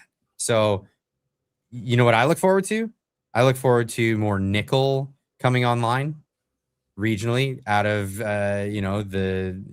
Northern Ontario. I look forward to more natural gas and fuel and stuff coming out of Quebec as well as Alberta. I look forward to all of those things coming online because it'll benefit us all in the greater North American scheme. That's exactly what'll happen. If all the Ontarians go broke tomorrow, they're all going to be looking for how to make money. That's how they can make money. Rick Yem for 5 says, thank you, Marty. I could see this coming from you for a long time. I think that moment where you're just like, forget it. No, we're not kidding ourselves here. No, that's great. And it's those candid moments that make having you on so interesting. I've had a few lately. I've had a few moments lately, but then and I have moments, and then my moments, I get one or two people that get upset, and then I get 1,000 people go, thank you. Yep. So I keep doing it. Yeah. Yep. Don't stop. Yep. Don't stop. Van C guy for 2 says BC for 51st. Alberta can be 52nd. Freedom. No, BC's not going to leave before Alberta does. That's not going to happen. It might leave eventually. I would hope for that, but I don't see it happening first. I don't see it either. Although, no, I don't see it. I see Quebec. Leaving, could possibly leave first, because if Quebec had a referendum in the next year, with a separatist government in power, that gives them an edge that we don't have, right? We're still a grassroots movement, whereas they they can do it from a government point of view. We'll see. That didn't. Keep giving them hope, Marty. Keep giving them hope. Ann Walter, member for 10 months. Thank you so much, Ann. Says, I hate AI content on YouTube. That garbage belongs on a YouTube of its own. If enough people hate it as much as I do, live YouTubers will remain. The best way is, let me just tell you, if you click on something and you realize it's AI, click off it right away. Click off it right away and browse to something else. That sends a message to the algorithm that you don't like that. What you don't do is hit dislike. If you dislike a video, it gives engagement. That just shows that there's engagement on a video. Literally just navigate away from it as soon as you realize it's AI, and then the algorithm will take over. Really, that's what it is. Just from what I know about how the algorithm works. Yeah, that's how you punish a channel. You show YouTube that you do not want to watch that. Something happened? Mama Bear screaming at somebody. I don't know what's. Jimmy Meat Whistle, love the name, for $5, says, nice work, Marty. They need to wake the F up. We'll drop you off some True Wild Distillery bourbon for your hard work. Cheers. That sounds like a visit. Yeah, sounds pretty good. But I don't drop it off at my pop-up. I'm not there anymore. So if somebody wants to drop off something, you gotta get a hold of me. I turned in my canvassing badge today. Oh, you're done? Yeah. It's just it's done. You've gotten all the signatures you need to get. And oh no, there's technically a couple of days left where I could have collected signatures, but I'm basically we got to get our signature sheets up to into the hands of Mitch Sylvester, and that'll take a couple of days or whatever. And then I'm helping somebody move this weekend, unfortunately. So I just I turned in my badge today. That's the price of owning a pickup truck. Yeah. Yeah, I know it. It's like plus this weekend is when kids finish university, right, across the country, kind of thing. So I'm helping somebody move their kid away from campus back home, kind of thing. Yeah, it's a truck. Fair enough. Yeah. Jeff Menard with another 150 Mexican pesos says, Christopher Freeland's only contribution to the last Kuzma deal was giving LGBTQ equal rights in Mexican auto factories versus Trump advocating for improved Mexican minimum wages. Wow. Actually, Trump was advocating for the workers and she was advocating for stupid shit. I mean, whatever. Yeah. Thank you so much for the super chat. Church of Hertz for 5 says, Canadian politicians are like dubbed over American movies released 6 months later with bad lighting and shitty acting. Fair enough. That's a good one. Yeah, we don't even have any good politicians. We used to have some. None come to mind, right? Nobody comes to mind. I mean, that's perhaps why people like Carney. The bar was set so freaking low, like so low, right? I mean, yeah, he does look good compared to. I mean, the Conservatives have a couple good ones, but they've all been. They're just not getting the attention. Well, you get a good one, and then the handlers get a touch, and then they give them LASIK eye surgery and put them in a fucking girdle or whatever the hell they wear. Byron Hens for $2 says the only thing Carney has done is create debt. Yes, absolutely. Not going to disagree with you on that one. Prairie Cossack for 5 says precious metals, copper, lead, brass, and blued steel.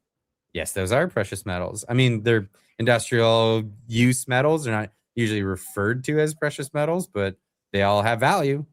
Absolutely. But people might not get the blued steel reference. Guns? Yeah, I get it, but I'm just wondering, like, some people don't get you should have a lot of blued steel. Everybody needs some blued steel in their Gotcha. The basement. copper lead brass. Yeah. Yeah. Get yourself some. Oh, actually, yeah, that's all. Okay, good. Yeah, those bullets I got the other day, gorgeous. I'm envious. I'm jealous. Oh, you know what? We were going to the range the other week. I went with some friends, my buddy Brian in Utaka. We went to the range down in Langley, and I was heading down, and my coworker, who's also leaving the country, he's moving back to Australia. I mentioned it. I was like, yeah, I'm going down to the range. We got a bunch of shotguns we're going to shoot. And he's like, oh, you should have told me a week ago. I just gave away like 200 rounds. Oh, well. I'm sure they went to good use somewhere. Oh, yeah, they definitely did. But he's like, I could have given them to you for free.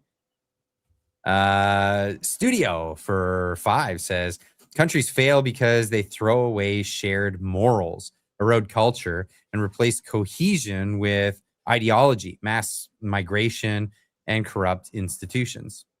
Yeah, that's that. You just summed up Canada to a T right there. Yeah, we've gotten rid of a lot of what makes 10 years of like society. yeah, I mean, a lot of people argue that like the absolute core of a nation is its culture, and we went down the path of multicultural. Like that was a mistake, right? Somebody explained that to me. We should have called it. It'd be okay to say multi-ethnicity, all sorts of things. You could have multi-religion, whatever. But at the end of the day, we should have had one culture. No matter what, there should have been a kid. Promoting the idea of multicultural was a flawed idea, a really, really bad, flawed idea. And so the idea behind American exceptionalism. Yeah. So you don't have to be a white Anglo-Saxon Protestant to be an American. You can be from any walk of life and any ilk or whatever, but you come and you become American. Yeah. And you embrace that. You embrace American exceptionalism, and it's a beautiful thing. And then we have cool foods, and we have new cool other things that go along, and that's the whole idea of the melting pot. Because as all these other different people come, they come with other interesting byproducts of their former cultures, right? So we get cool dance, we get cool music, we get cool food products and all that stuff, but we get more Americans. I wish Canada looked at it that way. Utaka, who's a friend of mine, he always brings up the idea that when Trudeau brought in this idea of the cultural mosaic, he said it's the worst idea, because the first thing you do to make a mosaic is you break the glass and you fraction it into shards and then try to piece it back together. Why would you do that to a society? It's a great point. Jevon, welcome back. Member for 19 months, says, just finished reading the Communist Manifesto. What a great read. What? It's horrible. It's a horrible read, and it makes absolutely no sense. No, you're right. It was a failed economic idea from a failed economist named Karl Marx, who decided, well, if I can't be a good economist, I'll at least be a freaking like a cult leader. He was a failure at everything, that guy, except killing people. Except killing people, and that's what his ideology did. The most people out of anything in the 20th century. Studio for 5 says the Trigonometry podcast talks about his voting and the downfall of the West with Audrey Wilson. I haven't seen that. I'll have to check that out. I like trigonometry. That's a tongue twister. That's with Konstantin Christensen, and I always forget his the other guy's name on that. There's 2 guys. Fantastic. Studio with another super chat for $10 says, a republic is sustained by duty, not appetite. When honor dies and sacrifice means nothing, citizenship becomes consumption, and the Commonwealth becomes spoil. Mm-hmm. Yeah. Oh, okay. That's yeah. I'm gonna stew on that. Ruminate. It's a little too deep for me at the 10:30.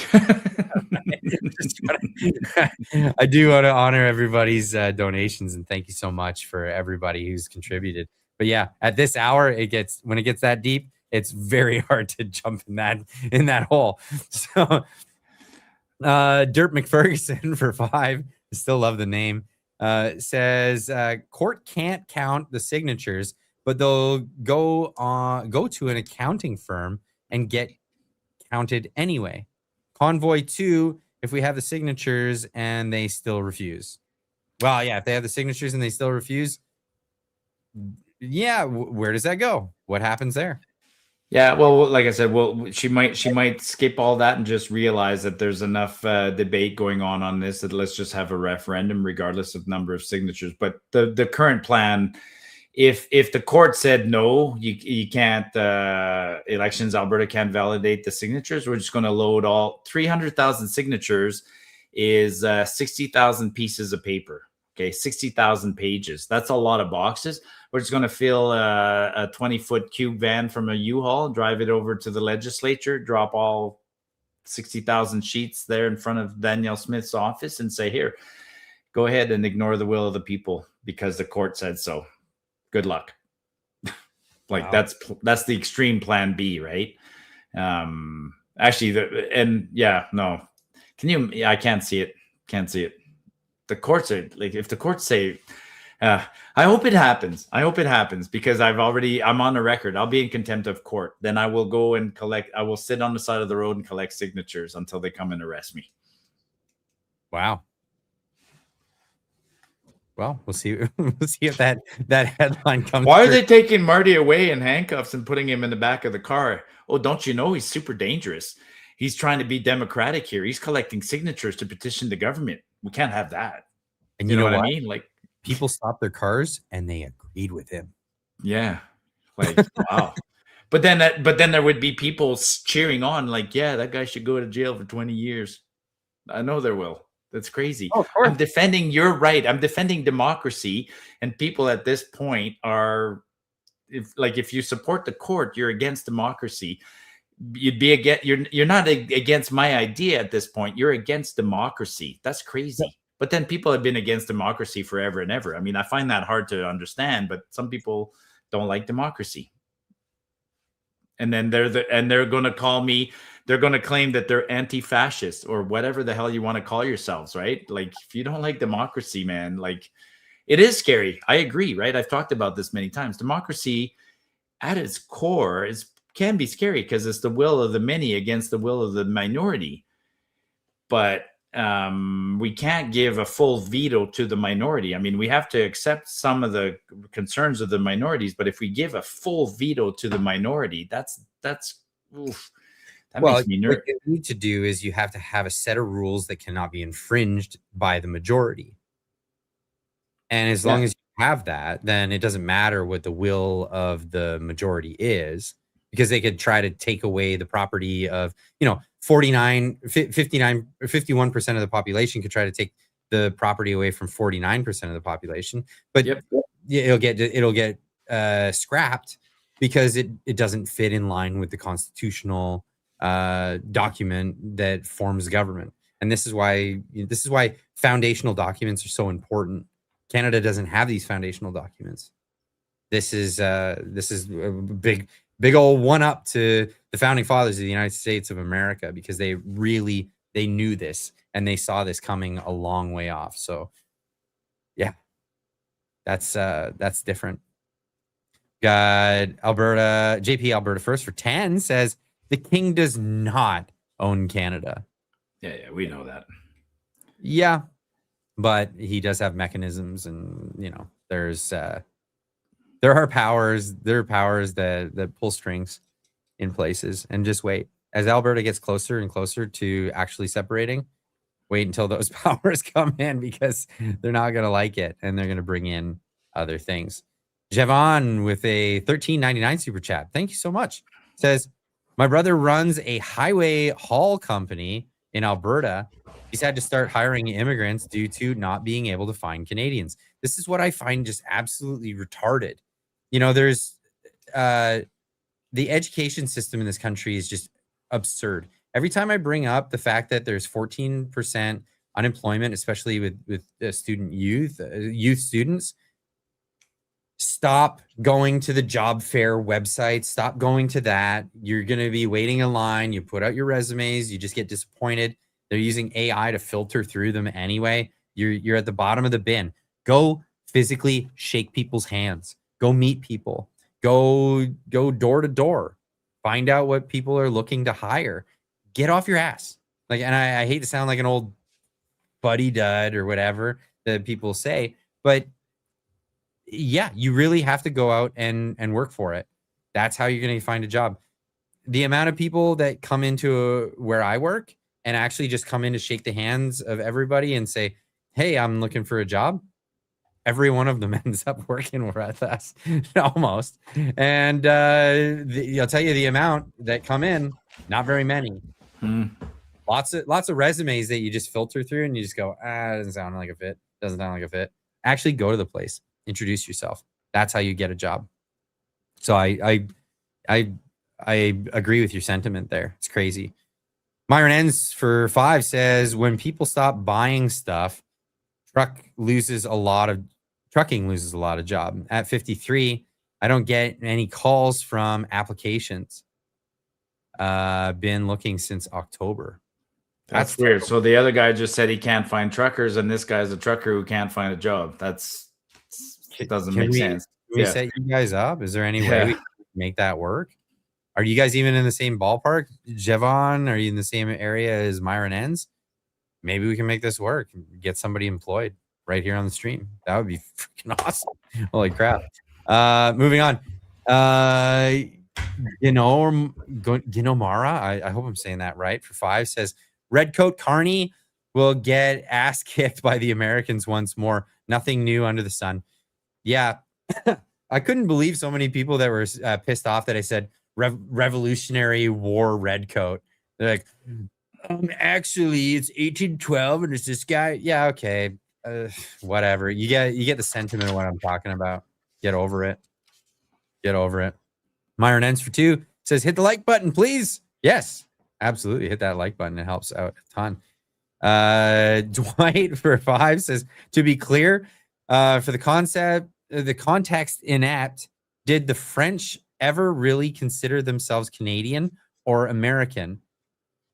Canada is America, FYI. So this is an interesting one. It depends on how you treat them. So when the same people who used to live in the Quebec region, when they left Quebec and they went down to the Appalachian Mountains and went into Louisiana, the Americans treated them much differently than the Canadians treated them. Canadians treated them like little snowflakes and they cupped their balls and they did all these things. In Louisiana, they said, you're just Americans. Like, that's it. Learn English. And a lot of them did, and some of them didn't. And the ones that didn't, the Creole sort of French thing came about. And guess what? They all assimilated. And it's just a unique character in American culture now. It's not some divisive piece of crap that happens to flare up periodically. So, yeah. Again, back to the melting. Do you want to add anything to that? I'm French, so yeah, no, I'll leave it. No, I would say I agree. The French never did. The French in this country, Quebecers, do not consider themselves Canadians. They don't. For them, it's they refer to themselves as Quebecer. They think of themselves as a nation within a nation that takes good advantage of what's going on. And when you go to Quebec, they literally talk about Quebec and the rest of Canada. That's how they refer to the rest of Canada. You ask a Quebecer, you ask any Quebecer how they identify first, and it's Quebec. And interestingly, nobody in Quebec would ever think anything twice about seeing they fly their flags proudly. I can't, and it's been an interesting experiment here in the last year because of the referendum or the separatist movement. Like, I have a collection of Alberta flags and I'm flying flags more often, and people are not used to seeing flags. And I don't know, Like, do you guys fly a lot of BC flags in BC? Is that something you see commonly? No, eh? Not a ton. No, I mean, Yeah. you see it at all the government buildings and stuff. None of our provinces fly flags. Newfoundland does actually. Newfoundlanders like to fly their flags, but Quebec absolutely loves their flag. So yes, to answer the questions, Quebecers do not consider themselves Canadians. Reminds me of Texas. Yeah. Texans always have the American flag and the Texan flag. Yep. That's exactly it. All right. Where were we? Sorry. Like button. Here we are. VIP T Cruiser 2 says liberal highway to Chinese owned mines, no access. Yeah, well, the Chinese, if they take over things, they're gonna bring in their own workers. They're gonna take the resources and then just ship it out. Like that'll be the end of Canadian involvement. That's actually a great point. We're running out of time, but somebody mentioned that up, like the natives in this country that are worried about that are trying to exercise their treaty rights and stuff like that. Trust me, folks. If China, if we become predominantly Chinese and we align ourselves with the Chinese and the Chinese continue to come into this country at out of control numbers, they won't give a shit about the treaties or the way First Nations are treated. Not even close. I mean, if you think you get bad treatment, ask yourself this question, and we asked about it earlier. If you think the Americans are mistreating us, which I absolutely do not, you think the Chinese are going to treat us any better? Wow. Like, that's so crazy that people even entertain that thought. Just put it this way: like, if they think you're problematic, they'll put you in a labor camp. Yeah. And harvest your organs. Done. Like, what? Where do you get that, Clyde? Is that a conspiracy? No, they do it. They do it. Yeah. It's documented. We know this. So yeah. Wow. Yeah. Imagine that. Natives should actually be told about that. Just consider yourself the North American Uyghurs. Oof. Okay. That's spicy. Testing the algorithm there with that one. Another $2 says democracy has all but died in this country. It's dead. It's dead. Prorogation. Yeah, let's repeat just real quick. Trudeau prorogues Parliament. Carney gets inserted as the new leader of the Liberals. By being the new leader of the Liberals, he becomes the prime minister of the country, even though he doesn't have a seat. He runs an election, gets a minority government, gets a whole bunch of people to cross the floor, and now he has a majority government. Yeah, democracy is dead. Woo! Dead. Yeah. Wow. That's how our system works. It's unbelievable. All right. And we got one last one. We got one last one from Van C Guy for 2 says, let's trade Quebec for Point Roberts. I don't know where that is. Okay, Point Roberts is on Vancouver Island. It's like a little... that little chunk that's underneath that's almost in the U.S. because of the 49th parallel. Yeah. They have to take ferries over, or they have to the border and come in. Yeah. Oh, right. So Point Roberts is U.S. territory. Is that what that is? Yeah, because the 49th parallel goes and everything. Yeah. Okay. Yeah. Sure. Fair deal. Take it. Done. Sure. I'll take that deal. Yeah. Yeah, because like school kids have to get like ferried in and bussed in and stuff. It's a hassle. No, wow. Complicated. Yeah, I remember seeing that or learning about that one time. You talk, say, Clyde, you went there. Yeah, I went there. We're 3 hours in. I guess it's what happens. Anyway, folks, thank you so much for tuning in. We went a little extra long this evening, but hey, wait, Point Roberts is on the mainland. No, I'm thinking of the wrong one. No, it's on the mainland, but it is still it's on the mainland, but it's because of the Vancouver Strait sound. It's on the mainland, but it's in the US. Yes. Okay. Yeah. So mainland, but it's a peninsula that jets down.